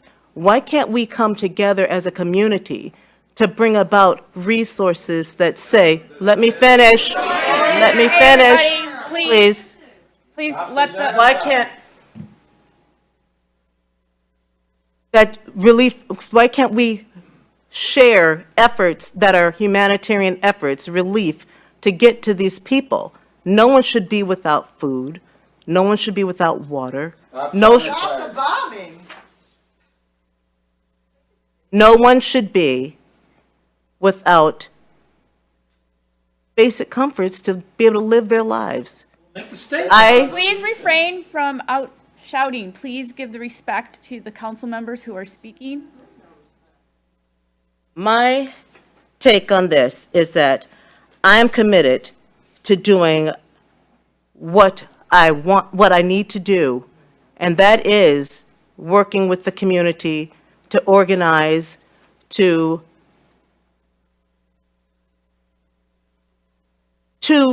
reach the people that are closest to this, that we need to reach, to do something about this. Whether it be a community letter, whether it be relief efforts, whether it be putting dollars on getting relief efforts to these individuals. I want this community to be continue to be one of inclusion, to be one of equity, and I want this community to stay the way that it is. What I've been saying is not something that I've envisioned Ferndale to be. So what I'm saying is that, excuse me, this is what I'm saying. I heard every last one of you have spoken. Please hear me. Thank you. But I'm not finished yet, and I don't recall interrupting anyone as they were talking. I am committed to, as a resident, as a human being, as someone who cares, to reaching out to my senators and my representatives, as I've been doing. I won't stop that. I am committed to contributing to humanitarian relief efforts so that provisions are given to these people who are in need. But I'm also committed to not contributing to a divide in this community. I love this community. I hope we find a way to come to some sort of resolution that we can all agree upon, that one will say that we care. And if we cannot, then I hope that every one of us can reach out in ways and help in which we are able to do. So just to say that no one's doing anything is incorrect. You cannot care. How can you not care about these efforts? How can you not care about what you see? We all do. And I plan to do my part. Thank you. I'm going to open this up to Councilwoman Mikulski. Hard about that. Please refrain from outbursts. Thank you. That's part of our discourse with dignity guidelines in the here. Thank you. So let me start by saying I want to clarify something. I have no discomfort in calling for an end to the cycle of violence and unfettered humanitarian aid. The release of hostages and nonviolent political prisoners, and the prioritization of financial resources towards peace building. And I'm really ticked that the community letter that I spent time on is not being presented tonight, because I think you all would understand the work that we are trying to put in up here and how we are trying to position your voices to our legislature. In this chamber, we not only carry the responsibility of governance, but also the duty to hear and echo the voices of our community. While our city charter delineates a clear focus on local matters, leaving international policy beyond our purview, it doesn't diminish our role as empathetic listeners and communicators in matters of importance to our residents. And shame on me. I was overwhelmed and I didn't respond to most of you except Prasad. I sent you an email, and Angela, I called you. It's not my usual MO. Most of the time, at the bare minimum, I would send you something that said that I got it and that I hear you. But there were a lot of you, and I was overwhelmed. Recognizing the deep concern and the urgency expressed by many in our community regarding the situation in Israel and Gaza, I took it upon myself to draft a community letter. This was not an action of the council, but a personal endeavor of mine to bridge the gap between our constituents' concerns and the appropriate channels of influence. This letter, addressed to our state and federal leaders, was meant to reflect our community's collective call for peace and diplomatic solutions. This effort was not about taking a stance on international politics as a city council, but about acknowledging the voices of those who feel unheard, about channeling their call for justice and humanity to those who hold the reins of international policy. As we convene tonight, where the voices of our community resonate, we find ourselves at a crucial juncture. We stand here not as interpreters of global complexities, but as custodians of our local community. Our city charter, a covenant with our community, delineates our realm, one of local governments, focused squarely on the welfare of our residents, not the intricacies of international affairs. In this era, where understanding is easily clouded and the nuances of international politics can be lost in public discourse, we have to recognize our limitations. We lack the comprehensive insight that shapes the world stage, and our charter does not grant us the authority to engage in foreign policy or to grapple with international matters. To speak on conflicts like the one in Gaza is to tread a path fraught with potential misunderstandings, where distinctions such as anti-Zionism and anti-Semitism, criticism of Hamas, and bias against Palestinian people can become dangerously conflated. The general powers vested in us through Chapter 2, Section 2 of our Charter are expansive yet specific in their intent. They empower us to manage local affairs, including acquiring property, establishing departments, and enacting ordinances for the welfare of our inhabitants, the boring stuff. Notably absent, however, is any explicit authority to engage in international policy matters. This is reaffirmed by Chapter 3 of our Charter, which outlines our role as a legislative body primarily concerned with local issues, not international ones. Furthermore, Section 3 of Chapter 2 acknowledges our possession of all powers permitted to cities under state law. It sets a boundary. If state law does not explicitly grant us the authority to engage in international policy, it falls outside of our jurisdiction, period. In this light, I firmly believe that our duty, as enshrined by the Charter, is to focus on issues where we can make a real, tangible difference in our city. We must ensure that every action we take is grounded in the local impact it holds for our citizens, building bridges, not barriers, within our community. And finally, it's our duty to our citizens to encompass not just local governance, but also compassionate leadership. We stand here not as council members, not just as council members, but as representatives of our community, committed to acknowledging and elevating the voices of those we represent. I'm looking forward to working with you all as community members on drafting something that builds consensus on our ask of elected leaders. Thank you. Thank you, Laura. And then finally, I just wanted to say that at the last council meeting, which was November 28th, it is typical that council does not make comments on people giving public comment. This is a standard practice across all cities everywhere, because you deserve the time to give your thoughts to your council without interruption. And 3 people came back to our council meeting on the 28th to give public comment on this topic. And I think at that time, we didn't have any other approach on the agenda to talk about it. And so I think my mistake at the time was not bringing it up into the call to audience, which is way at the end. And there was no one else in the audience at that time, frankly, to make it to the end of the meeting. And so I just wanted to let you know that I do care about what's happening over there. I have Jewish friends. I have friends who are Palestinian. So we are human and we care about peace. Hopefully Hamas will surrender. Or some of the things where we are at conflict, and one of the reasons why we are refraining from passing a resolution. So I try to say the right things, and then sometimes I don't say the right things.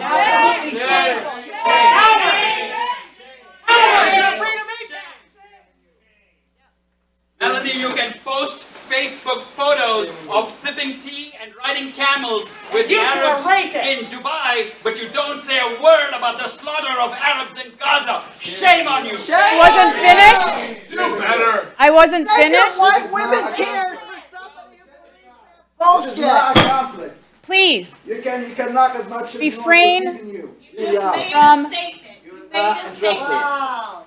You gotta represent us. You gotta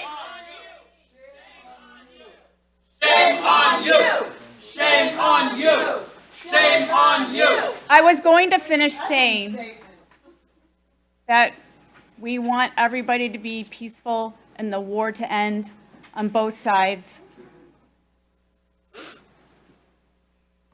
And that is what I'm going to end it on tonight. And this is one of the reasons shame in the city of Ferndale. That's a shame. why the 10,000 resolution children is not on died. the table. That's a shame. Please. That's a shame. Sir.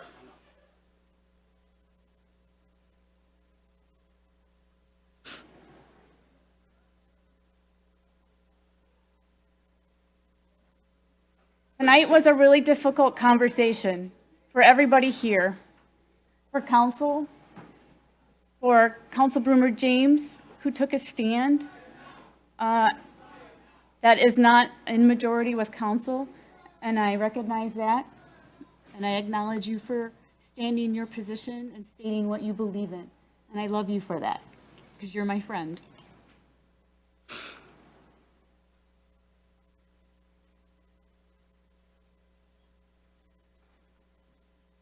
As Mayor-elect has said, polarization and divide in the United States is a big deal. It's happening at the national level, and we're seeing it at the local level. This is my last meeting tonight, as is yours. While everybody is very passionate about their positions, and I honor that and I recognize that, I think one of the challenges for communities, including Ferndale, going forward, for this future council, for all councils in Southeast Michigan, is how do we address and hear each other through the polarization that's happening. And while I apparently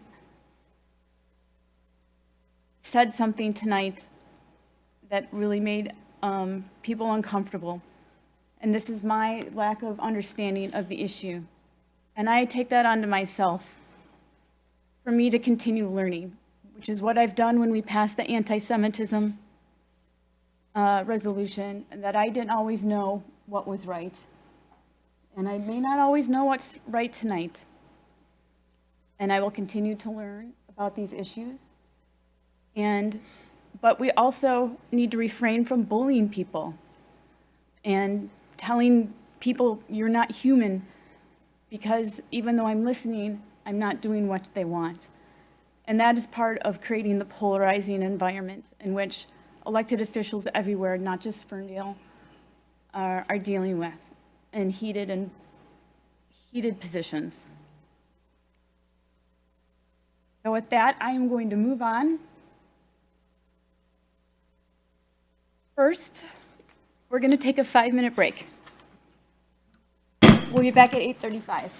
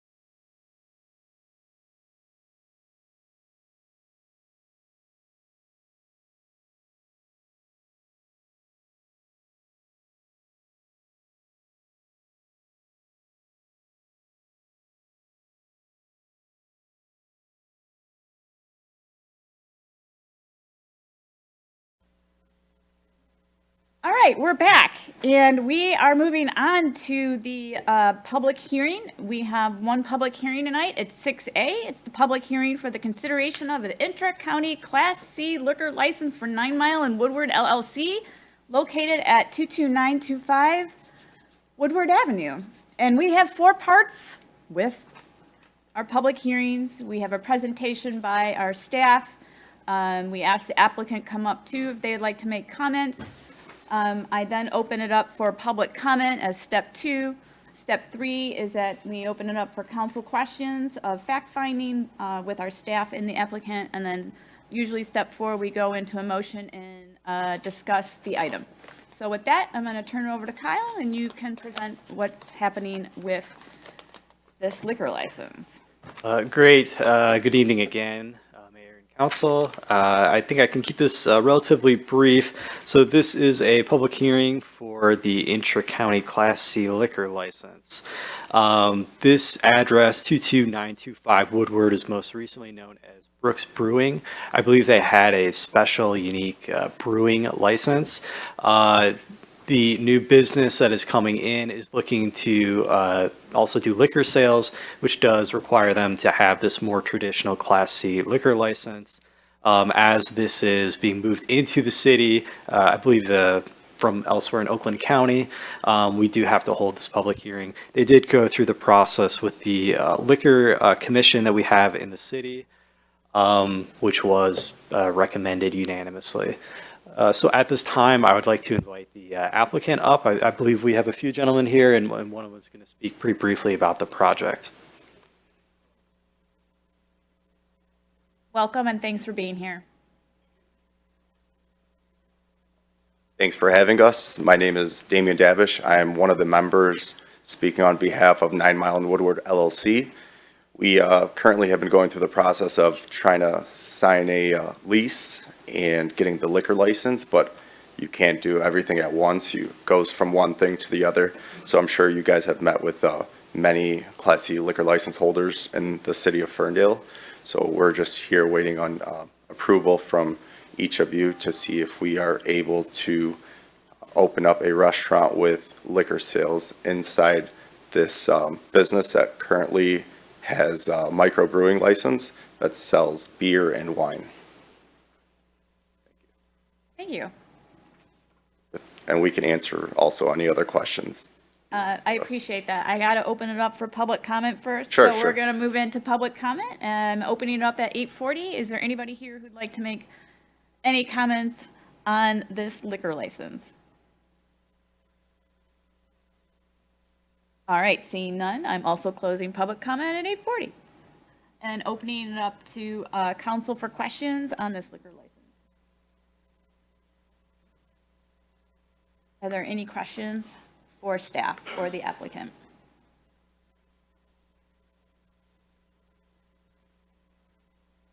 Did you bring any samples? I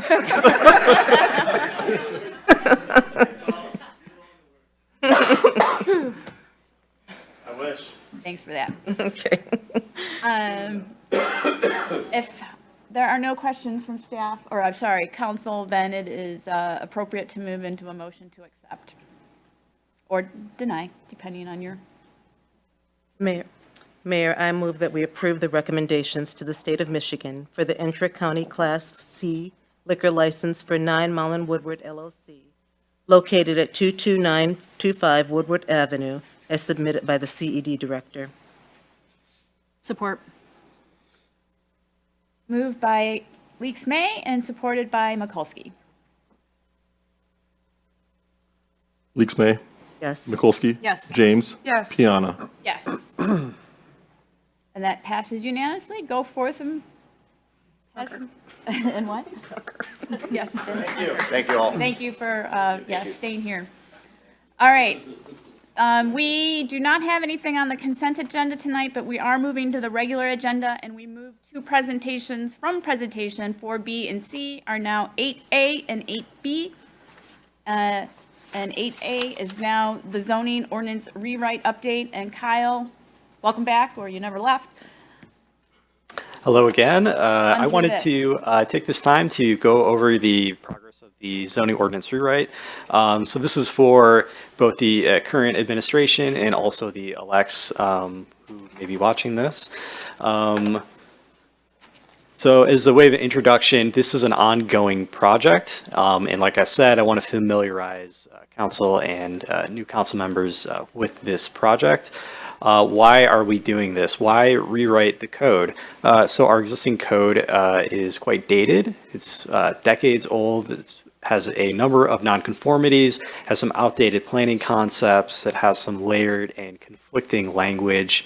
Overall, we are seeking a revised document that has greater cohesion, graphics, and accessibility that makes it more easily read and understood by all. Most importantly, we are looking to implement and follow principles outlined in Plan Ferndale, which is the master plan that the City Council adopted last September. So Plan Ferndale has a lot of bold objectives. It's the vision for the community. And that's what a master plan is for. It's supposed to set the vision, and the zoning ordinance is the law, so to speak, that can enforce it and carry out the vision. Also anecdotally, many municipalities are reviewing their codes. I think it's, a historical trend. A lot of communities of a certain age are just going through this process. In terms of the selection process, we developed a staff request for proposals, which was posted. We received a number of qualified respondents. We had a selection committee that did recommend McKenna, which was approved by council. And I would also like to recognize the Michigan Economic Development Corporation for a significant grant to pay for funding for this project. So right now we are working with the steering committee, and I'm really pleased to say that the steering committee is truly not just a rubber stamp committee. They are really invested in this, and they are working with us, and they're challenging staff. I would like to recognize the members, of course, Greg Pollica, council member and PC liaison, Chief Emmy, Michelle Foster, the chair of the Planning Commission, Ian Williamson, the BZA chair, Jenny Beaker, DDA executive director, who I believe is over there, Denicia Woods McSwain, assistant to the city manager, who is here, also Alan Hale, our Accessibility and Inclusion Advisory Commission Chair, who is here. We also have residents at large, Thomas Newman and Carla Pareja. I would also like to recognize Claire Dion, our former Zero Waste Program coordinator. We do miss Claire and all the work, both in the steering committee and beyond. So if you notice, these are a wide variety of different departments represented here, and also some people who don't even work for the city. So it's been a great collaborative experience to get those who don't live and breathe zoning ordinances like I do, to get their take on it. How do they view it? How can they understand it better? So it's been really great. In terms of the current progress, we had our kickoff meeting. We've created a website landing page, which has some basic info and important documents. We've had a intro meeting with the Planning Commission, the City Council. We've had 4 steering committee meetings so far. We've had 4 public engagement events. We also held a joint City Council and Planning Commission meeting. Right now, we have our draft, which is still developing. We have been making comments and giving it back to McKenna. So they still call it their first draft. So you could say it's draft 1A and draft 1B. The current draft is currently being, developed with the steering committee. We're picking apart very important topics and getting their feedback on it. I want to recognize our public engagement sessions. These were council-driven topics. And we held these throughout the summer. We had a housing diversity talk at Urban Rest. We discussed downtown design and had a walking tour, as well as a pop-up at Schiffer Park. We had an equity exercise at Ferndale High School and sustainability at Wilson Park. I guess some of the main key takeaways from this ongoing project are some of the major items here. So these are some of the big ticket things that'll be, continue to be discussed with the steering committee and brought to council for consideration. We're looking at a consolidation of zoning districts, the raising of residential density citywide, a comprehensive review of siting standards, One thing I'm excited about is the easing of accessory dwelling unit implementation throughout the city, and the simplification of what I perceive to be very complex zoning standards of our downtown district. In terms of next steps, steering committee is still reviewing the current draft. We're going to meet with them at least one more time in January. Either in January or February, Planning Commission is going to get their full review and take. We're going to have a nice study meeting about that. Eventually, when the document is sufficiently ready, we're going to have a public hearing and recommendation of approval by the Planning Commission. And eventually, of course, it'll go to the City Council for final consideration. So once again, it's been a big process and it's still ongoing, but I think the end is in sight. I'm very pleased with the current draft, and I couldn't be more pleased with the team and everybody who's been helping out so far. So of course, I'd like to thank City Council, Planning Commission, the Steering Committee, and really everyone else, all the other boards and commissions that we've been reaching out to and touching base with. It's been really great so far. So that's all I have. I'd be happy to take any questions. Through the chair, when do you plan on having this come to council for a vote? So as we currently stand, essentially when it's ready, which as the current timetable is suggesting is sometime in, I would say, March perhaps. But of course it's still flexible and, it's like our site plans, we want to bring it when it's ready. So it does have to go through the approval process of the Planning Commission first for recommendation, and then it'll go to City Council. And since we have 2 new council members that will be joining the dais up here, is there the potential to have sort of some educational briefing for them in addition to what they would normally hear at council and through the Planning Commission? Absolutely. I mean, I'm open to that. Certainly I can share these slides with them and kind of go through what a zoning ordinance is and why we're doing this to bring them up to speed. I hope they see this, but I would like to engage them directly also. May I offer a suggestion? For the master plan, climate action plan, because that was what, 250-page document?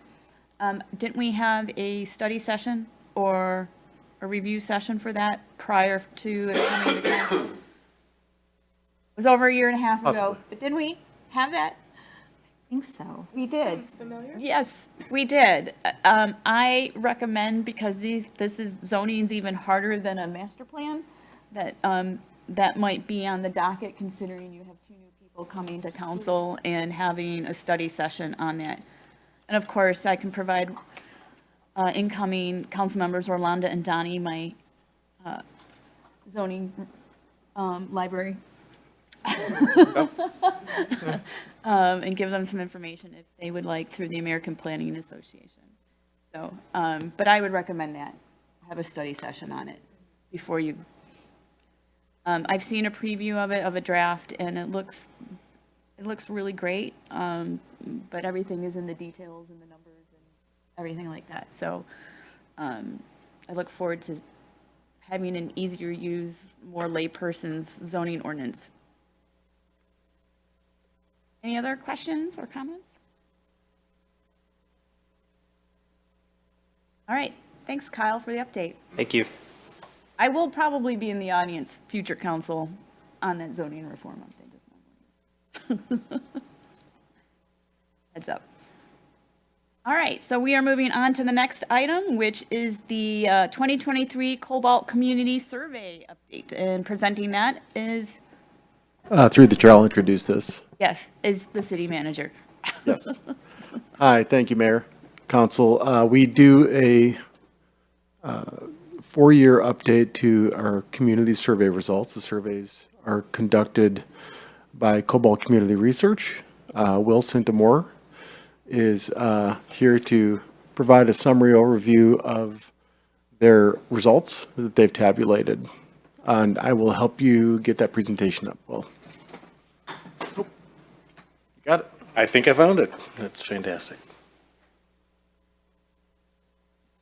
Well, good evening, everyone. Thank you for the opportunity to share this information with you.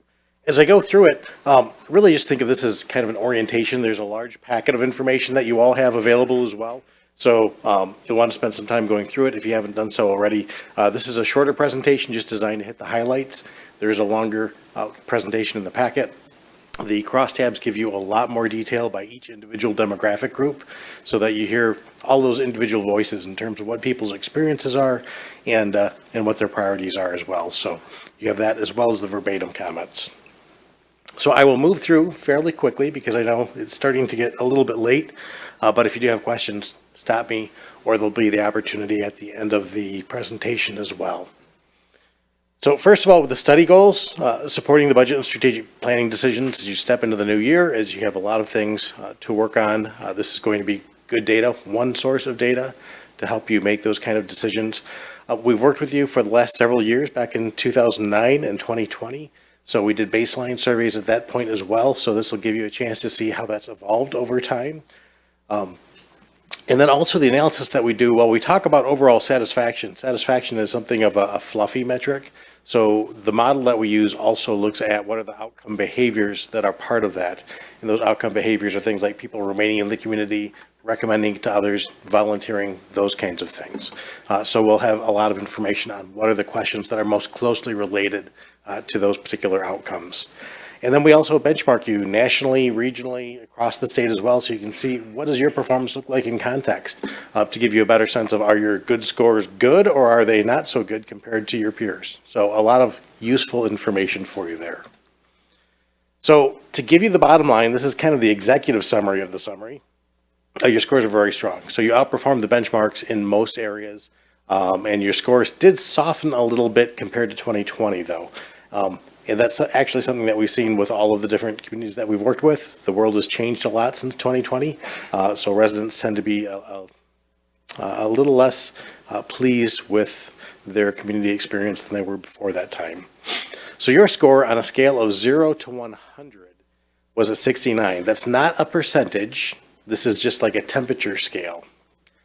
So 62, which is actually or 69, which is pretty solid. It did go down a little bit compared to 2020, so it was a 72, so a decline of about 3 points, which actually is within your margin of error, so it's really statistically about the same as it was back in 2020. To give you some context, for similarly sized communities in Michigan, the score is a 62, so you're well above the state overall. You can see the Midwest and the national scores there as well.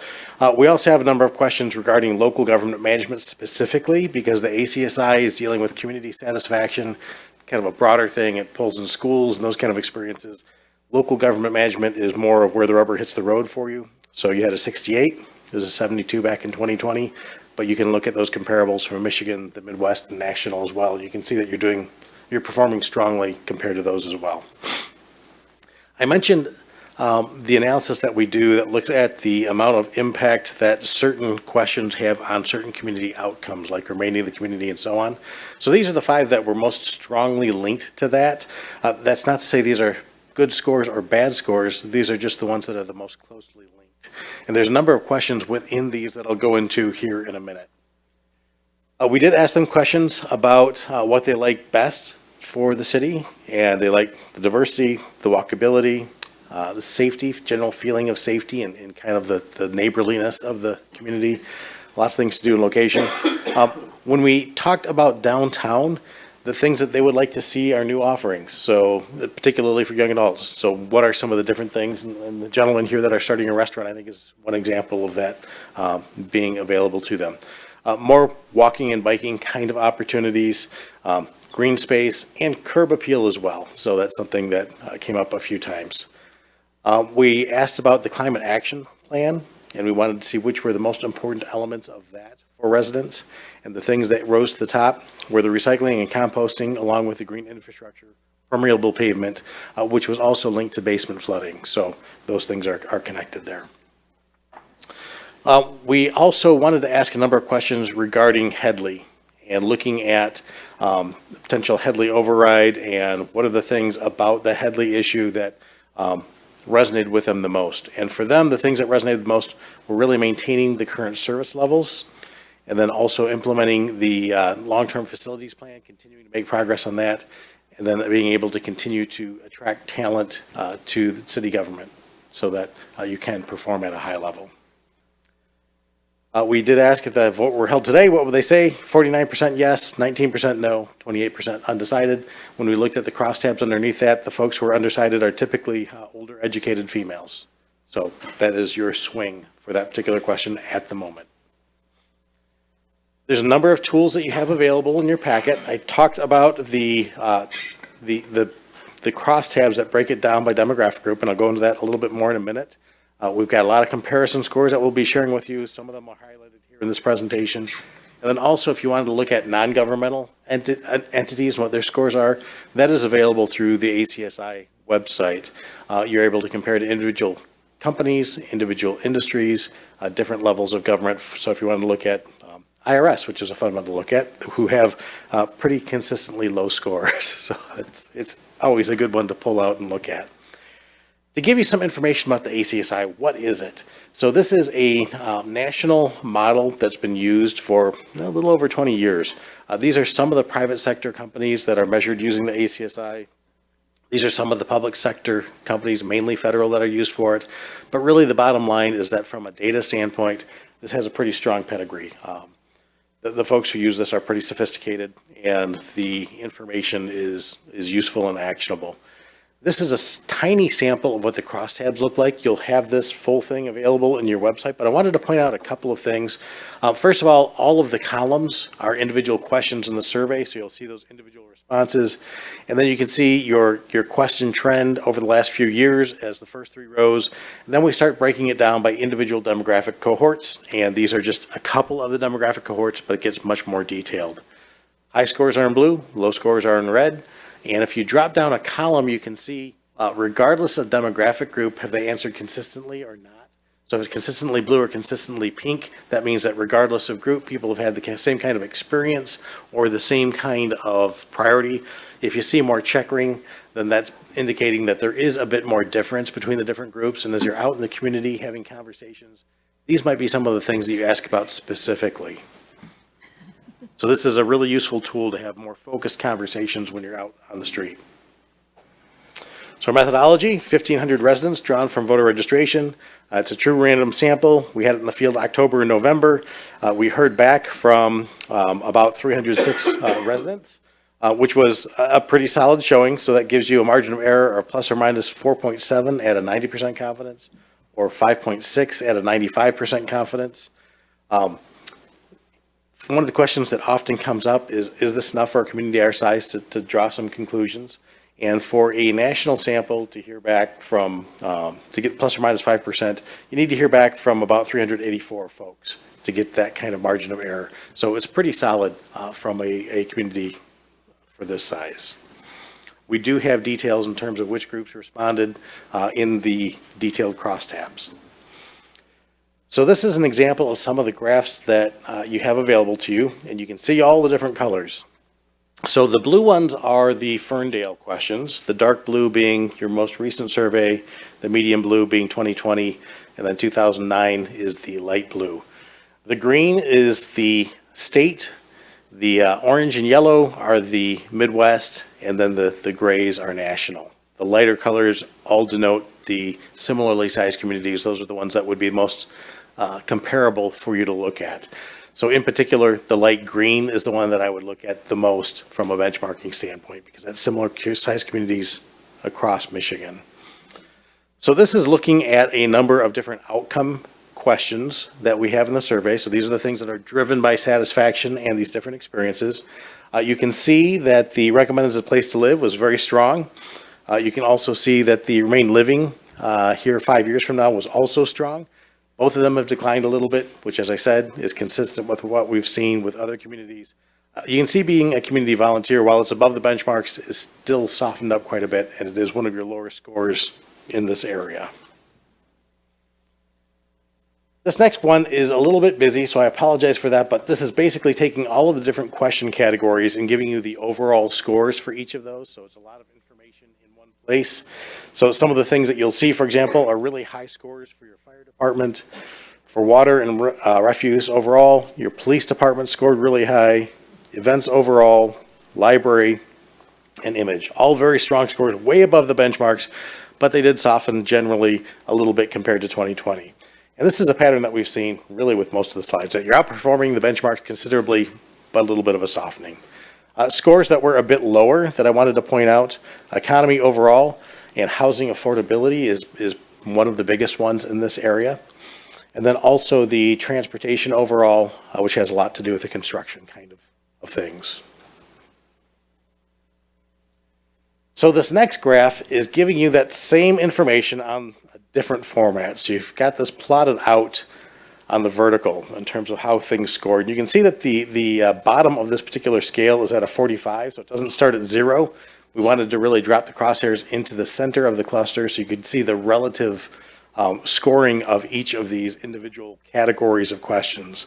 So your relative strengths are in the highest two, your relative weaknesses are in the bottom two, and then the right to left is showing the strength of the linkage with overall satisfaction and those outcome behaviors.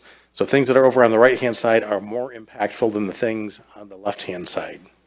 Things in the upper right-hand quadrant are strategic strengths, bottom right quadrant are strategic weaknesses, and things in the middle are kind of in the middle. So there's nothing magical about being in one quadrant or the other. These lines are just really references, but you can see things that are kind of a moderate level of impact, for example. So as you look at things, you want to take that into consideration. So community image was one of the things that we saw up here. It was a very strong question that came up. Number 75 is this purple one. So what are the questions within that? And you can see, again, the pattern with a lot of your questions. You're above the benchmarks, but a little bit of softening in a number of different areas. Things that were particularly strong, a place that supports and celebrates diversity. You can see that was very strong. We actually didn't ask that particular question in the benchmarks. That's why you don't have the additional colors, but that is a real strength of yours. You can see an enjoyable place to visit. You can see an enjoyable place for ages 35 to 55 and 18 to 35. So you're definitely a town that's known for really engaging the younger and middle-aged cohorts. Areas that were a little bit weaker, and I apologize, there's a little bit of glare on the screen, so it makes it a little bit challenging to see them all. But the ones I wanted to point out are cities that's growing responsibly. And so the zoning work that you're doing is well-timed as far as going into that and making those kind of adjustments. Looking at the relative impact of your image, you can see they're really clustered up here. These are really a number of strengths. You've got a great brand as a city, essentially. Your residents see it, they appreciate it. There's some things that are a little bit softer than others. For example, 85 is a little bit softer, which is a city that's growing responsibly. So we see that theme popping up again. Shopping. So you can see the overall shopping over here on the far left-hand side. You can see that the score was quite low back in 2009. You have made progress, but you're up to about where the benchmark is now. You can see real strength in restaurants, which is certainly, as someone from the metro area, I know Ferndale is well known for that. Relative impact. So you can see that most of these are really kind of in that middle range as far as the amount of impact it goes. They have. But the one that's particularly strong from a strategic standpoint is number 37, which are your restaurants. Community events, similar kind of story. The scores have gone up since the last survey. And you can see particularly strong for the feeling of safety at community events. We even heard that earlier today, that people really appreciate the sense of safety in community. Variety of events was strong. The one that was a little bit weaker is the activities that interest you. So it's hard to please everyone, but that is something that people did mark a little bit lower, but still a very strong score and getting better. Relative impact, your events, again, these are strategic strength. These are things that you're doing well. Continue to do them well. They will continue to move the needle for you. Taxes. See taxes overall. You can see the score dropped a little bit. When we look at the drivers of this, you can see the fairness of tax levels is a little bit lower.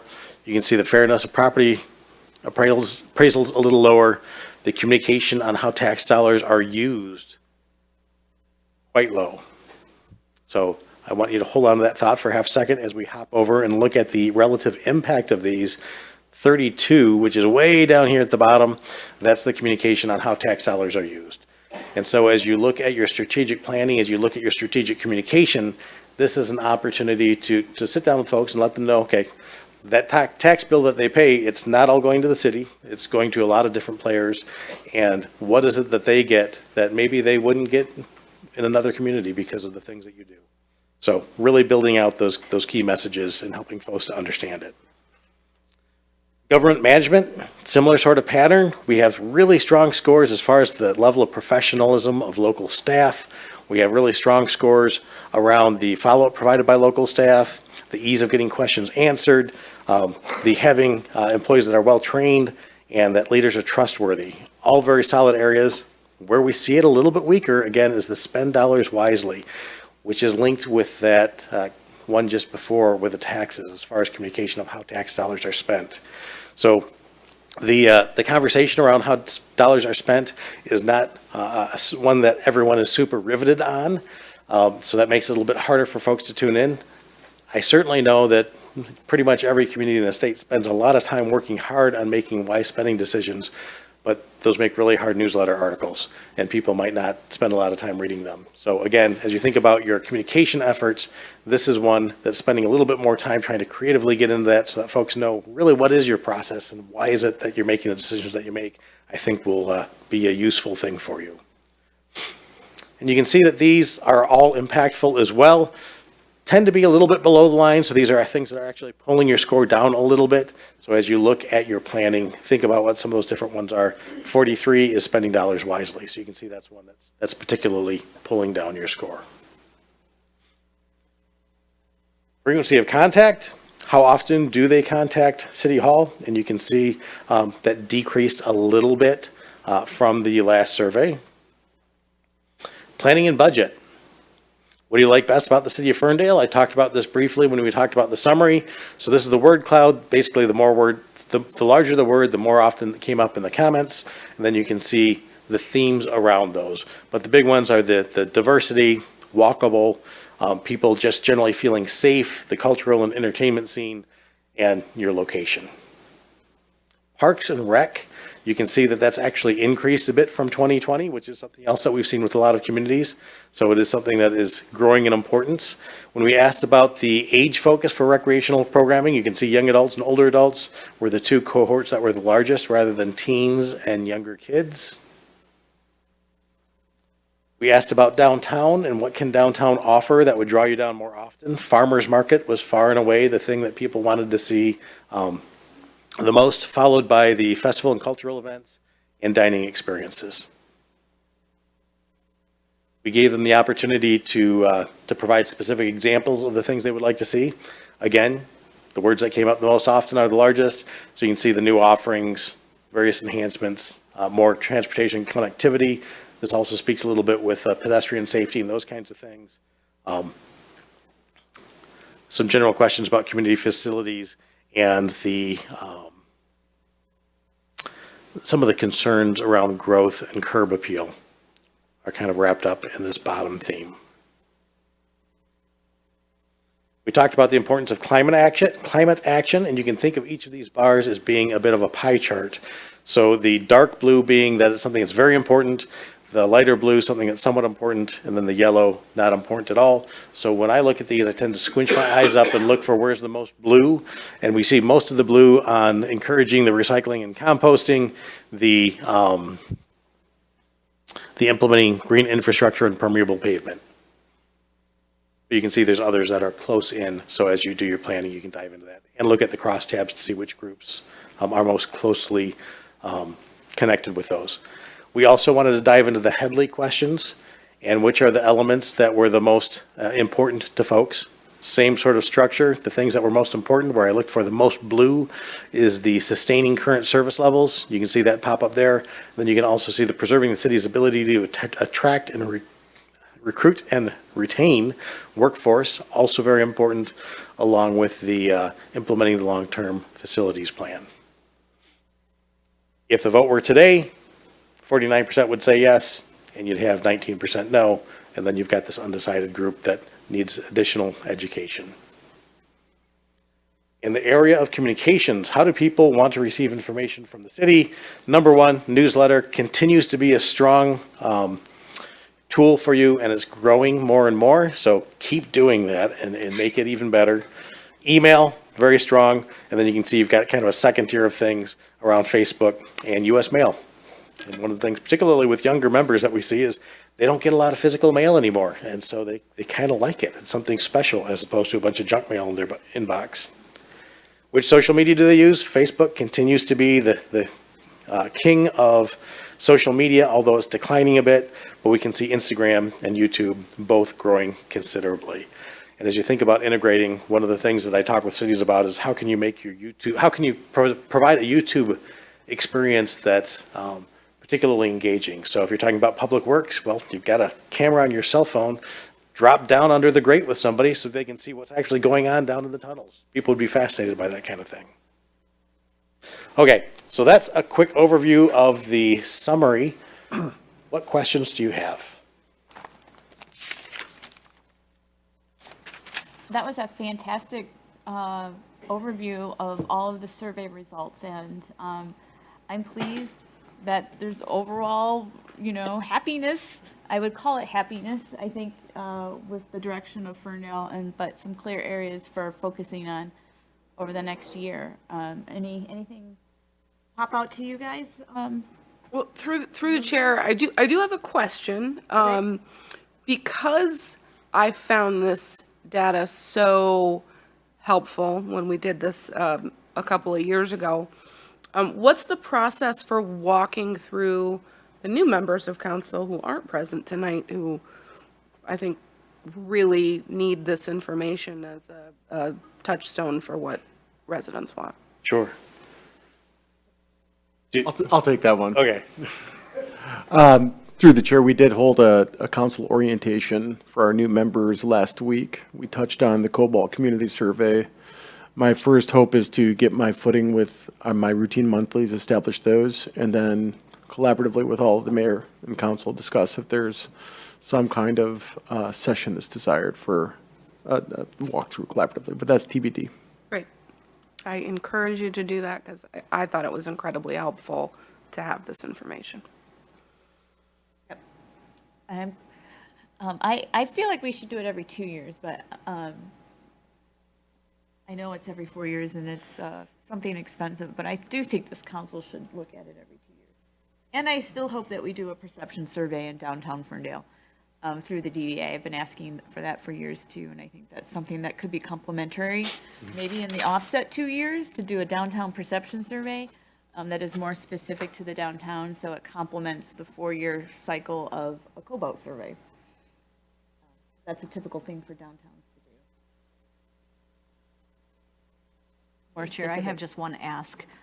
On these bar charts that are multiple bar charts that are condensed onto one page, is there any way that we can get those separated out by topic? So local government management overall, having leaders who are trustworthy as their own separate graphic, because it's right now, it's just a little bit hard to read and it's something that is so valuable.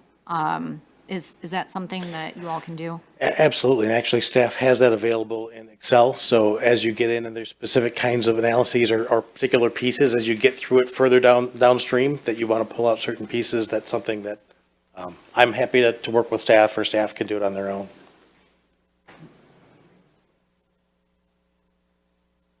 Any other?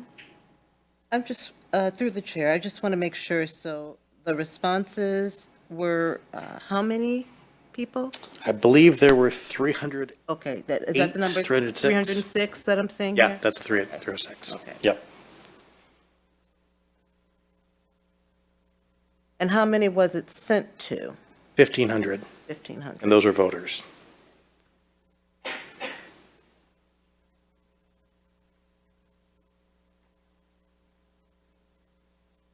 All right. Well, thank you so much for your presentation. It's my pleasure. And before I leave, I just want to point out that when we see communities with scores that are that far above the benchmarks, particularly over time, that's not something that happens by accident. That is something that takes a lot of structure, a lot of thoughtful consideration, great staff great leadership. It all comes together, and while everyone has their challenges on occasion, I just want you to know that your community overall does think of Ferndale very highly and appreciates the work that the leadership and staff are doing. Thank you very much. Very much.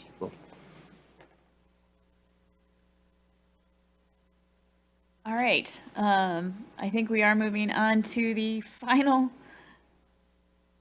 agenda item, which is the public service recognitions of outgoing mayor, me, and outgoing council member, Bruner James, you. Who is presenting this? Through the chair, Mayor, I had the privilege to serve at the pleasure of mayor and council, and in doing so, I have a unique opportunity to forge a special relationship and respect for each of you. And so it is my honor to read a resolution for both of you. We'll begin tonight with Mayor Pro Tem Bruner James. If you give me a second to undo this bubble wrap.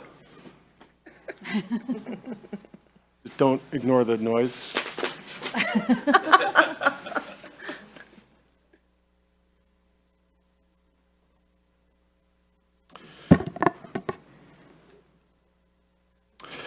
Bruner James was elected to the City Council in 2019.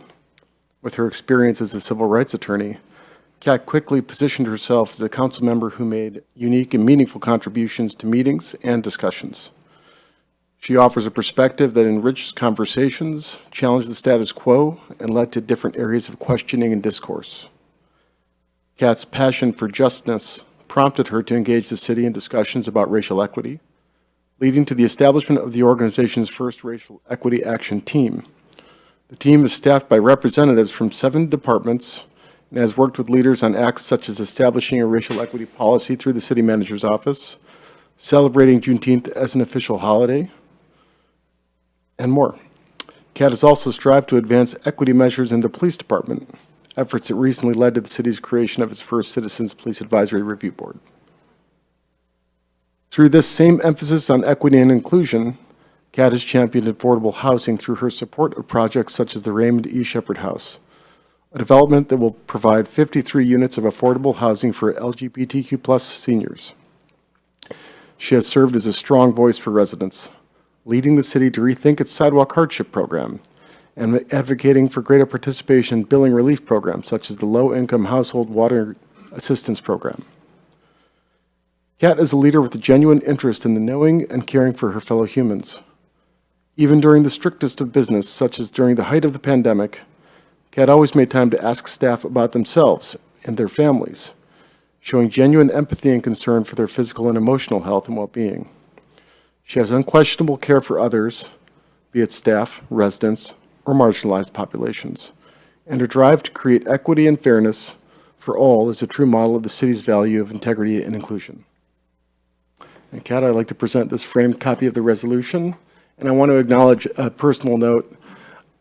I recall our meetings in the pandemic, and it was a struggle for everybody, and I specifically want to acknowledge and thank you for your kindness and legitimate questioning for the welfare, mental and physical, for my family and myself. It was noteworthy, and I noted it every day, and I appreciate that.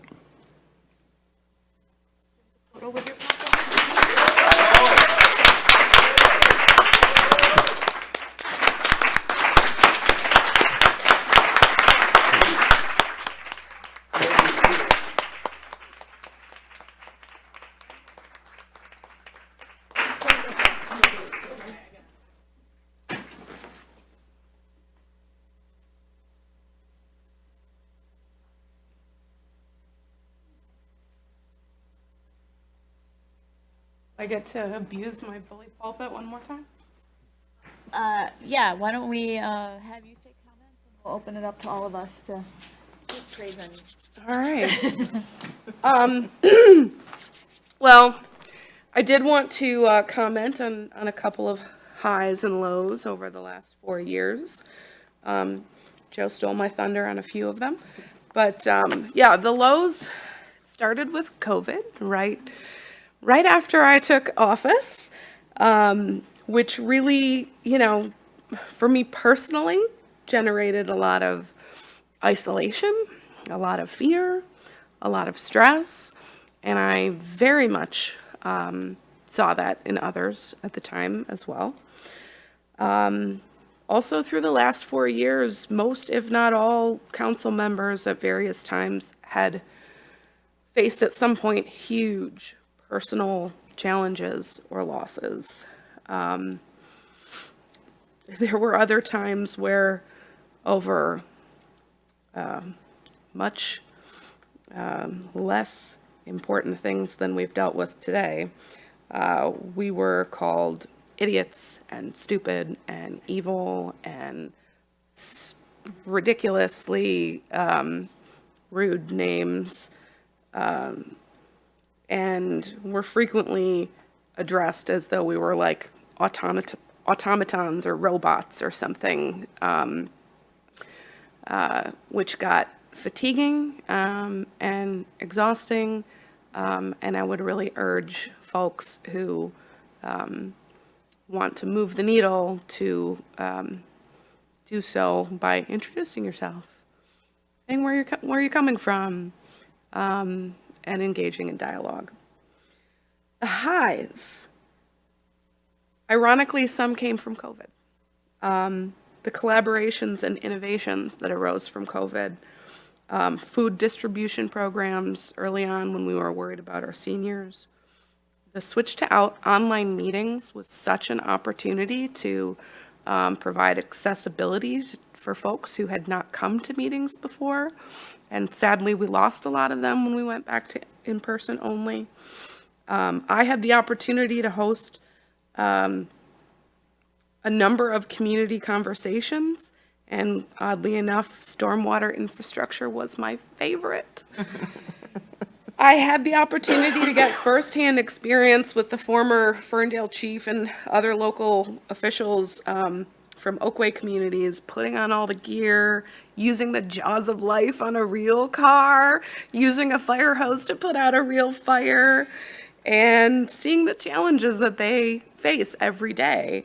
And that was a once-in-a-lifetime experience that I will always remember, and that will always confuse my daughter a little bit about why I was a firefighter for one day.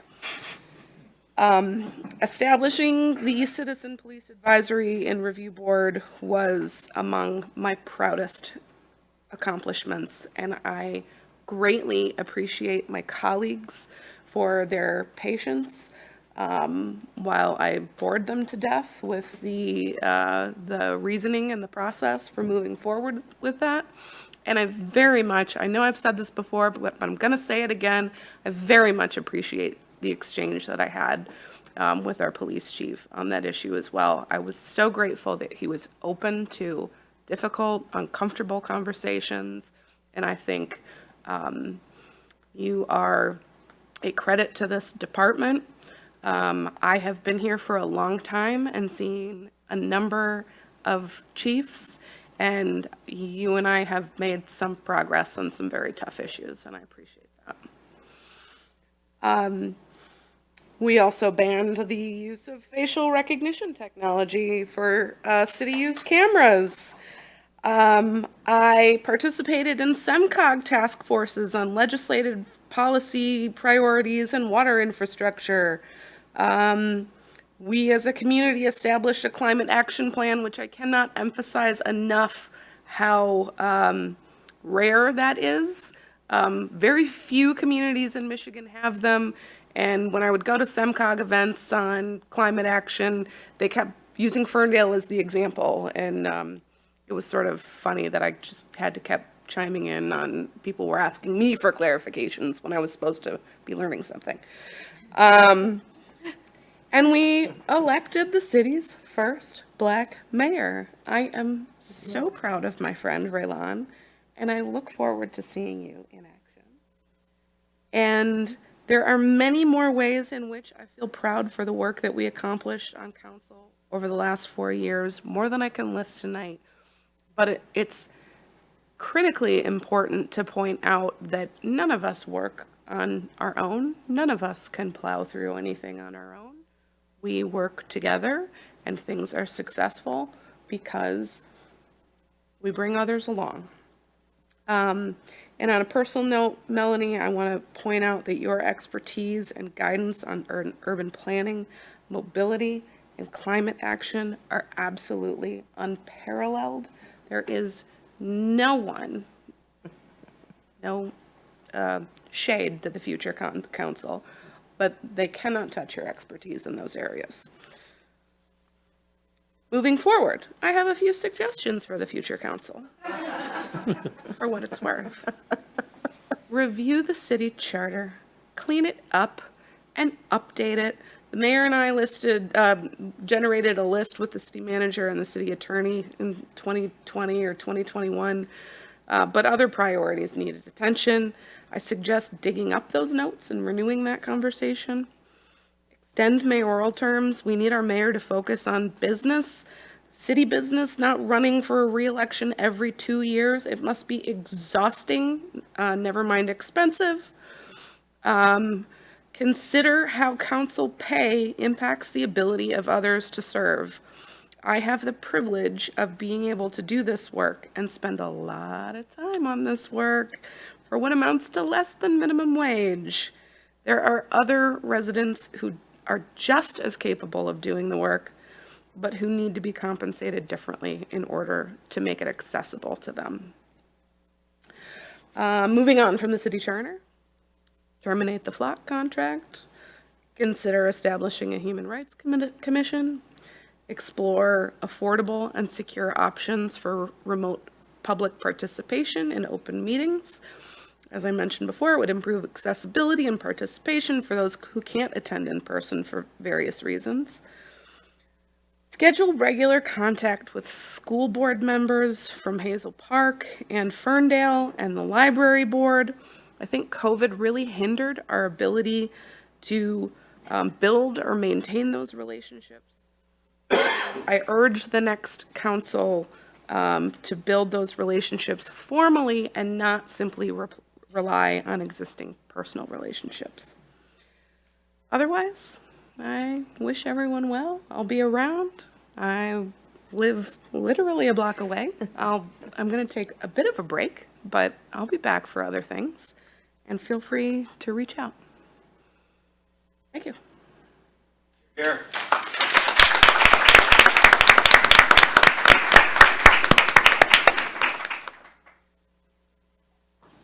Open it up to either of you to start first. Oh, what else I could say you haven't said about yourself. Thank you. I appreciate your service. I appreciate your passion. I really enjoyed working with you on making sure that we had ordinance language and facial recognition. I found your experience and your insight to be invaluable.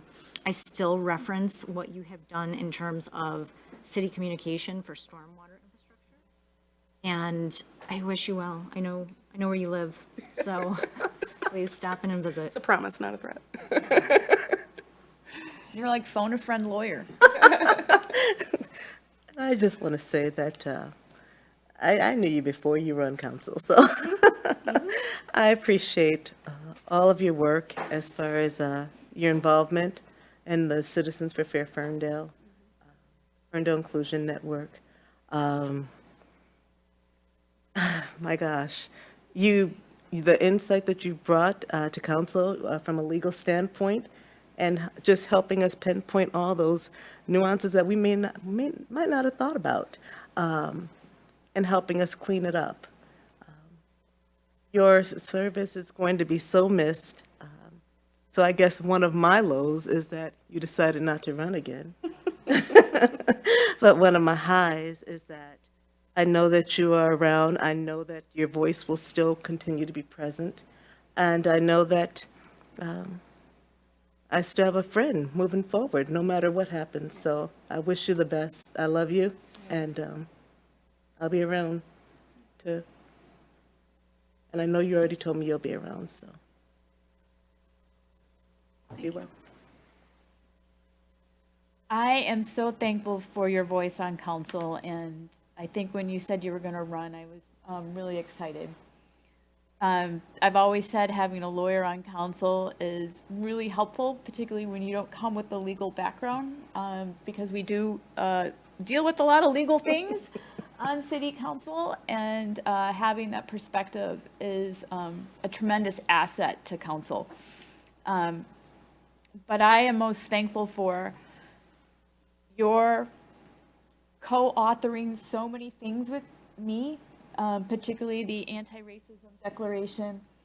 And when you brought up the idea and we started investigating together, what could this look like and how could we tailor it to meet our communities? I didn't have the civil rights background that you brought to the table, which we needed. I was just so thankful for your insightfulness and ability to clearly and optimistically and directly communicate how we overcome past harms. And I think that's a really hard thing to understand over time, at least put ideas to paper. And I've trusted you from the get-go, even when we've disagreed. And I am just so glad you were on our team, Ferndale, on council. And I look forward to grabbing drinks with you in the future when we're not so tired. And look forward to making good trouble with you when we're no longer on council. For everything you've done. All right. And I think we should all text Greg when we're done, because he's sleeping somewhere. And wake him up. Mayor, now if you give me a moment to fix your bubble wrap.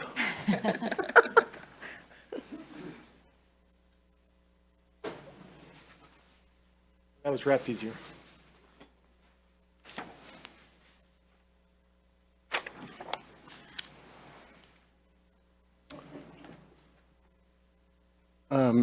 I'll begin by saying I appreciate the use of good trouble. Well done. Gotcha. Next, I will read a resolution, then I'd like to present you with something on behalf of council and staff.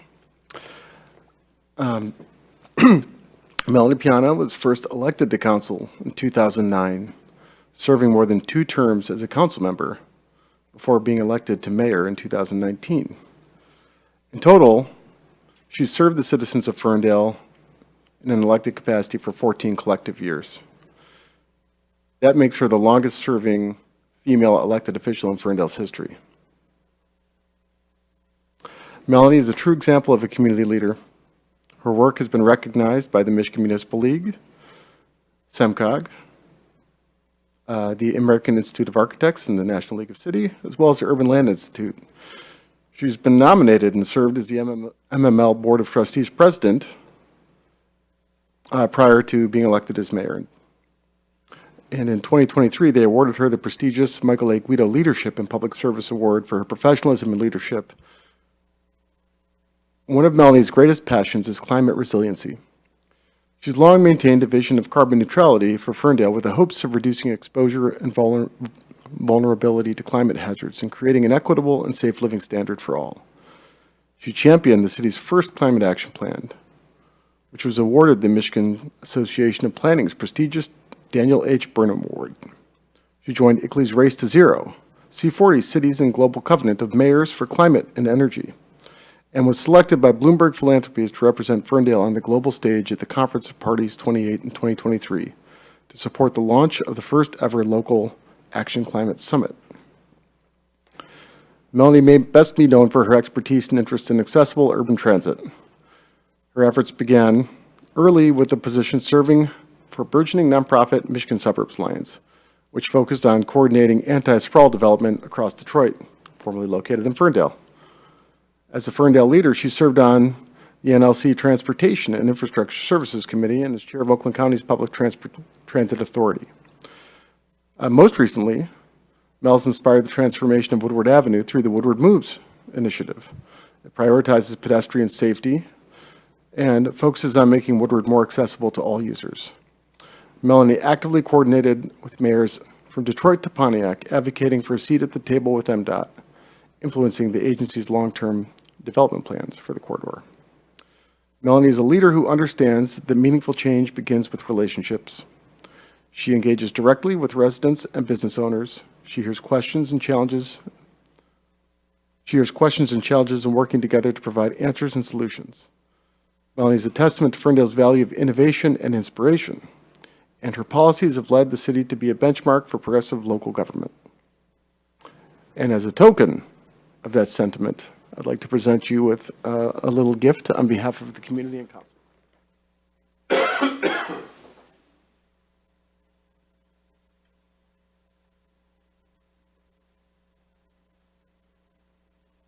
A little heavy, so you'll need help rolling it out to your car. What?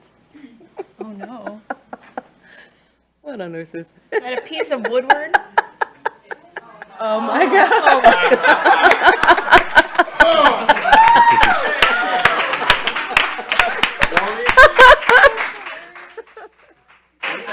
Oh my goodness.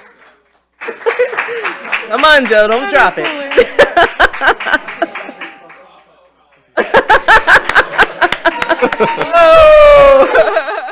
Oh my gosh. Not drop it. Oh my gosh. That's, oh my gosh. That is amazing. So this is the former Otter Lane of Woodward. We carve out a piece so she can plant it in the garden. That's perfect. Oh my God, can I read the front? A city is not gauged by its length and width, but by the broadness of its vision and the height of its dream. That is awesome.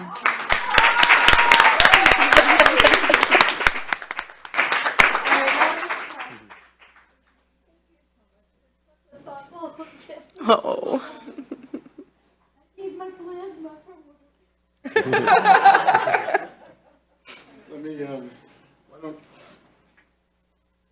no one wants a carpet picture. Yes. Oh.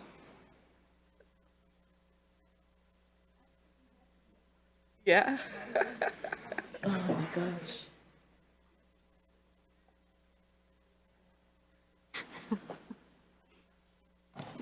I'm sorry, I'm crying. It is sentimental for me to read this.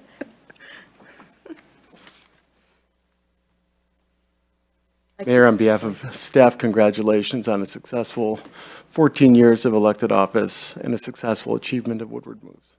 Thank you.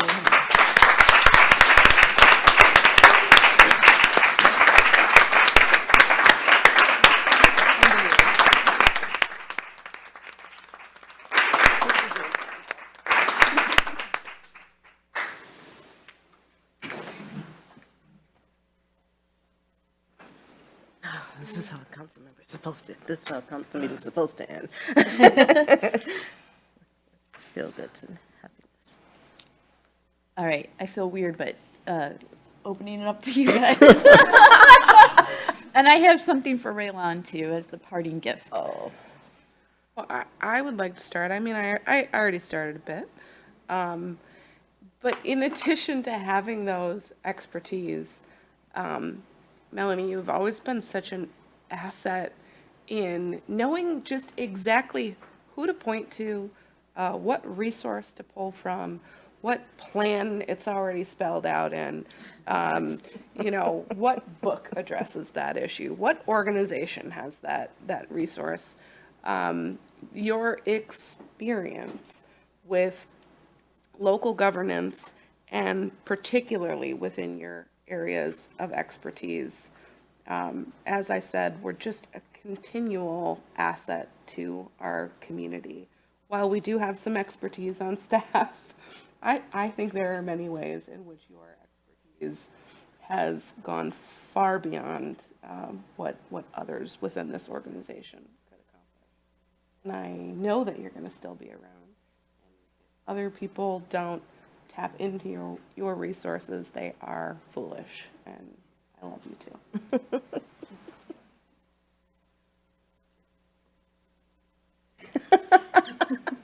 I'll go next. Echoing those sentiments, you have just a tremendous amount of institutional knowledge, and I have absolutely appreciated that. Like Kat said, there are so many ways that you have pointed to different things to help me understand where that lives, what it does, the reason that it's there. 14 years is a huge amount of time. And I think you were probably one of the first people that I voted for when I first moved into Ferndale. So that was, what, 18 years ago, something like that? Yeah, it is a huge, huge thing that you have done. And bits and pieces of what you have done will remain behind. I love the fact that you introduced the landscape ordinance, just little things like that, championing, obviously, the chicken ordinance meant a lot to me. Well, I couldn't have done it without you. That's how we were brought together. So again, thank you for your service. I know you're going to be around, and I hope I see you around. You'll see me around. I'll text you too. I don't even know what to say.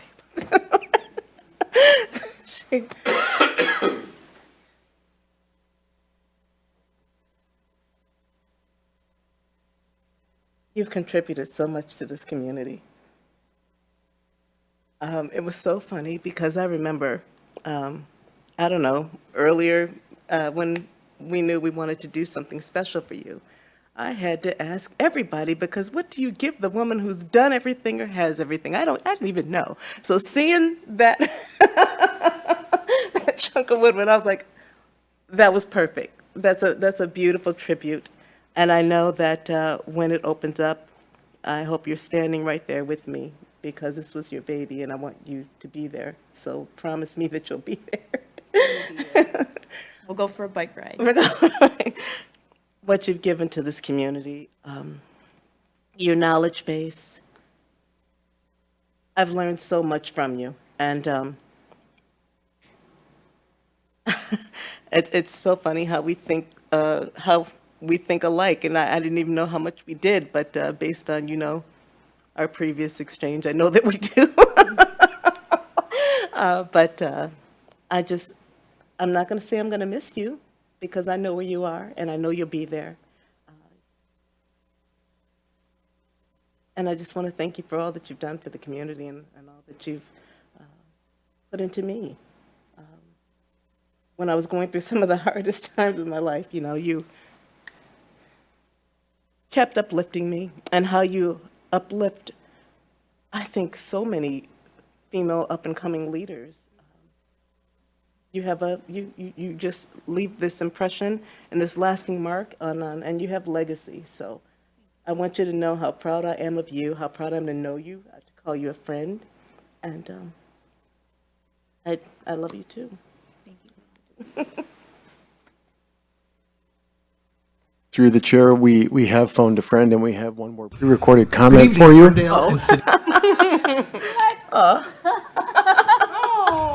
Good evening, Ferndale and City Council. Thank you, Mayor Piana, for allowing me a moment to share my thoughts. Most people are probably not aware, and those who may have probably forgotten how we first met. Back in 2009, we were both running for City Council. It was a rather contentious race. We were on opposite sides. The best word I can find is that we were adversaries. And unfortunately, a lot of mistrust and skepticism had developed during that campaign. You won the election and I lost. Today, I can sincerely say that I am so glad that you won.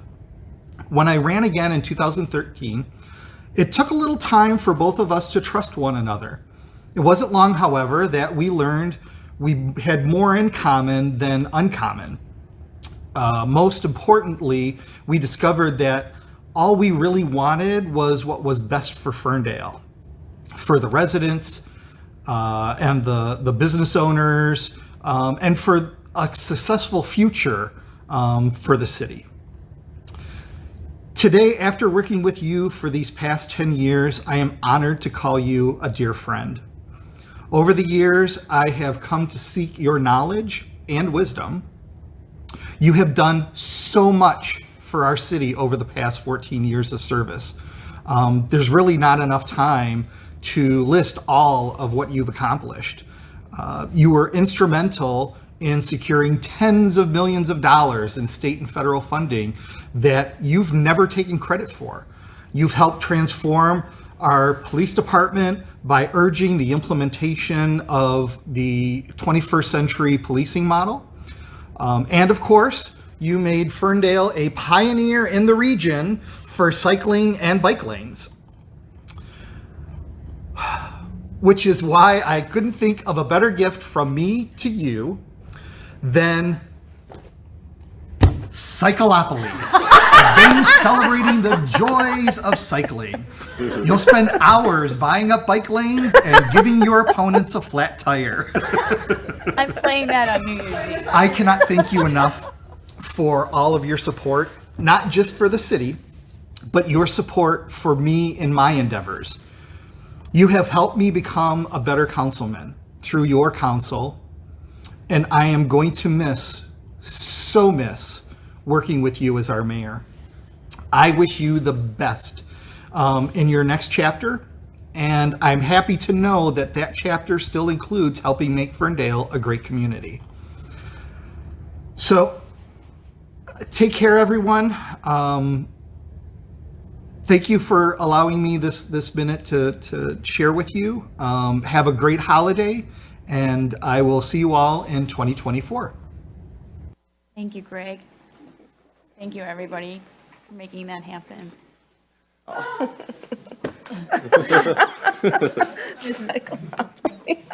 Right on. That's amazing. Thanks, Greg.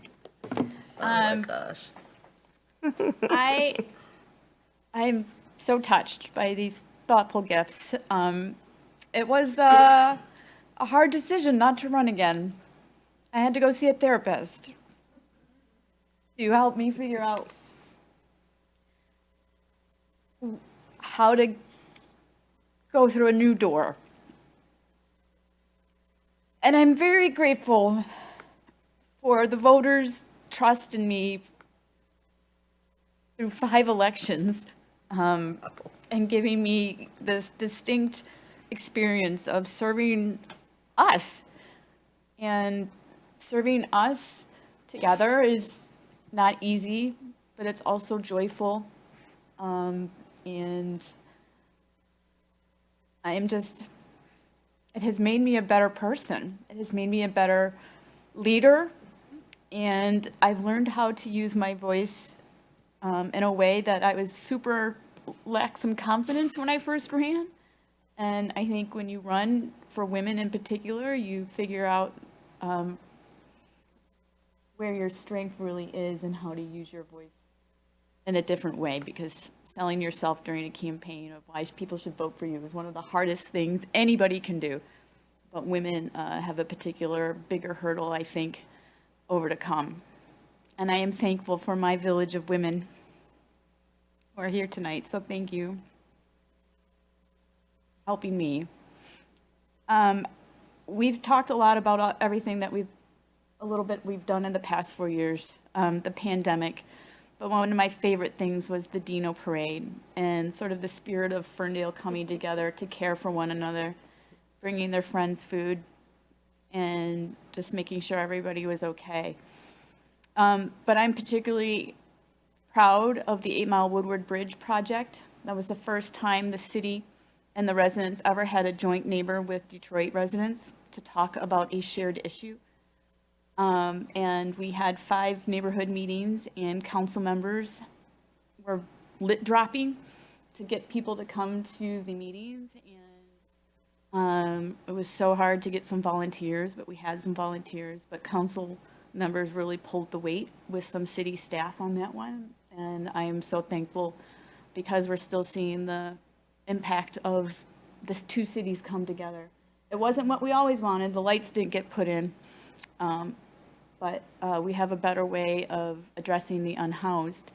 And that experience from the bridge is also helping us understand how to bring more services and care through our police department for unhoused with our downtown resource officer. So that project led to a different approach to our downtown unhoused. So everything's connected, and we learn from those experiences and take it forward and transform it into something else, somewhere else in the city, so that we learn from what we've done in the past. I'm very proud of our police department, who has led through progressive change in their industry, always trying to do better. And the accreditation, the social work approach to our, with our other cities. And I know the Citizens Police Advisory Review Board is new, but I think it will be very helpful between building relations between residents and the police department. Of course, housing has been a big key thing of mine, affordable housing, more housing, and zoning reform, which the future council will approve those regulations, and I look forward to that. But I also want to talk about downtown placemaking, and we've done amazing things in our downtown that I'm very proud of, with our business owners who always said, you know, this is the front doorstep to our retail businesses, and so how we make our downtown look beautiful and clean and safe is really important. But the dock got done, and that was a pretty hard project for everyone around, even through construction. We've had so many new businesses come in, and our Schiffer Park upgrades. I don't know if you all know, but we had a very long meeting about grassy bumps one night. That was probably the most obscure council conversation I've ever had about grassy bumps, but you got to go through those conversations. But I'm most proud of with our downtown board of directors. It's the most diverse board that we've ever had in the last 4 years of women on the board, as well as are Black entrepreneurs, and they are having a voice and see themselves here in Ferndale of establishing businesses, and I'm very proud of that.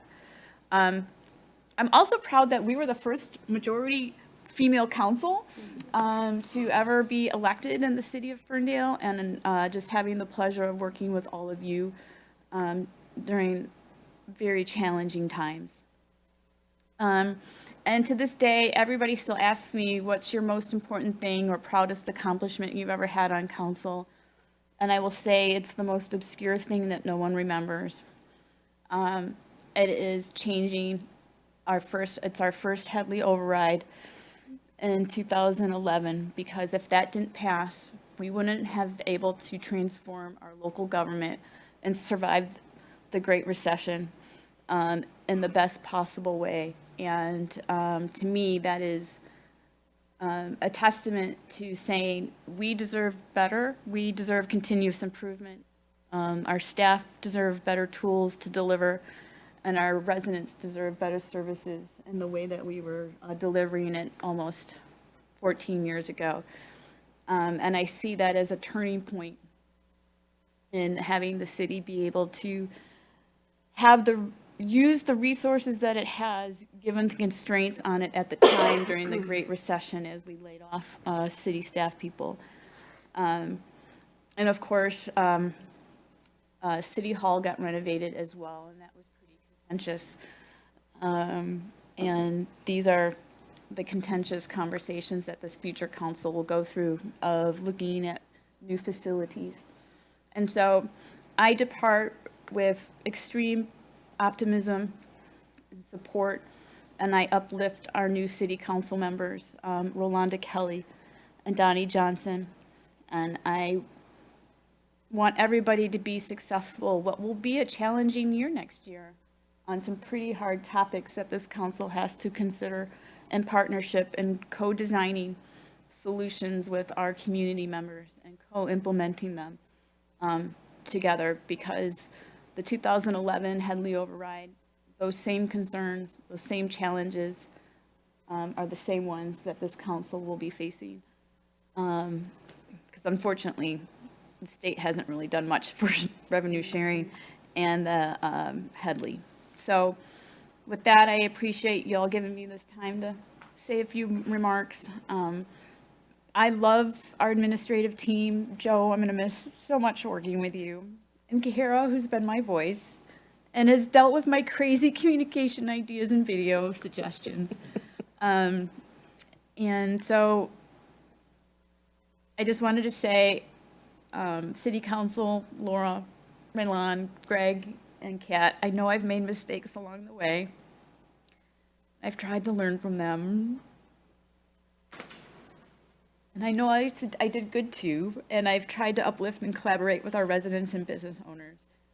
I didn't always get it right, but I always tried to bring the right information, and I may have not always agreed, and can't always make everybody happy, and that's City Council, that's being mayor, and that is serving the public. And it is the best thing I've ever done, and I thank you for this opportunity. And I will be out and about, and I will be around to make some good trouble. So thank you. And with that, should I call it, or should we do department updates and hear about the parks? Snow removal. It's through the chair. Could we get a motion on the proclamations? Oh. Sorry.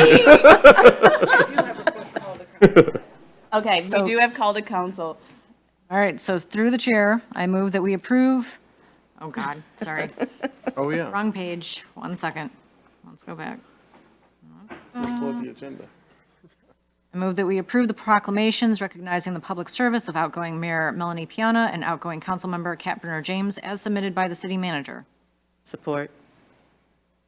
Mikulski. Yes. Leaks May. Yes. James. Sure. Piana. Of course. Thank you. And before we move on, I have one gift for Raylon Leaks May. And I hope it becomes a new, Oh, Lord. What? a new thing that you pass on to the next mayor. So when I became mayor, my husband got me the Mayor Quimby of the Mayor Quimby sash of The Simpsons. And because you need someone in your life, like a husband Jim, who makes fun of you to keep you grounded in your mayor duties. And so I pass this on to you. I bequeath this to you and all the Mayor Quimbys in the world. Am I doing this right? I don't even know what I'm doing. I don't know either. So the mayor, I bequeath you the mayor sash.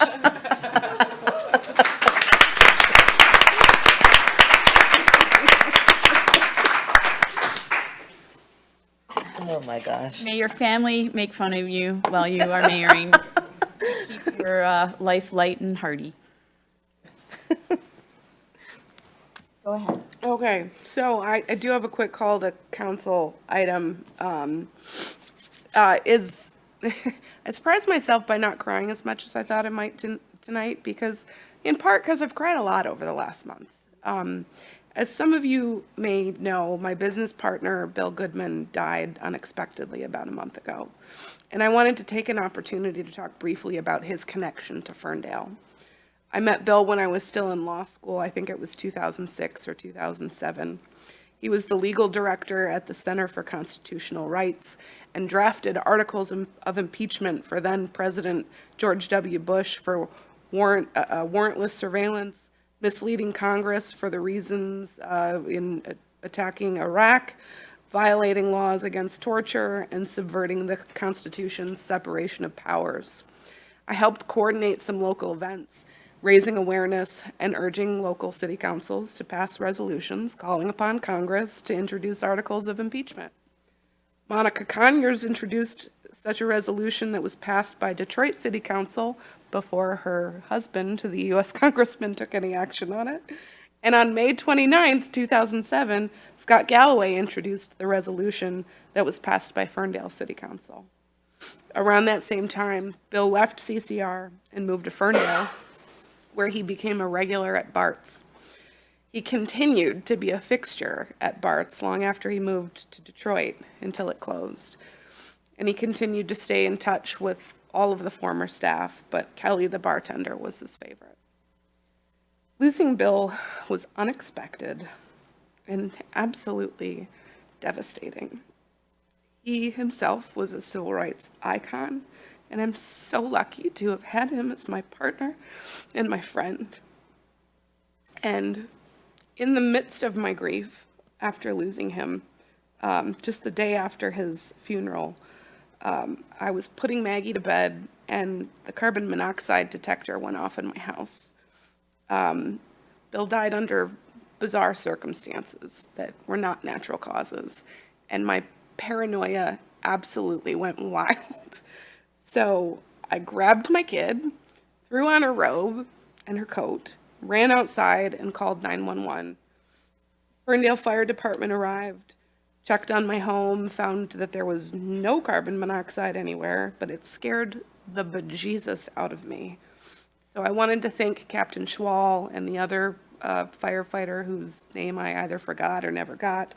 I was so rattled, I'm not sure that I properly thanked them. But this whole incident and other things have prompted me to beg you all to make sure that you have proper operational CO detectors in your homes and make sure that your loved ones have them as well. That's it. All right, that is 10:03 at night, and I am calling my last meeting. Have a good night, everybody. See the new council in the new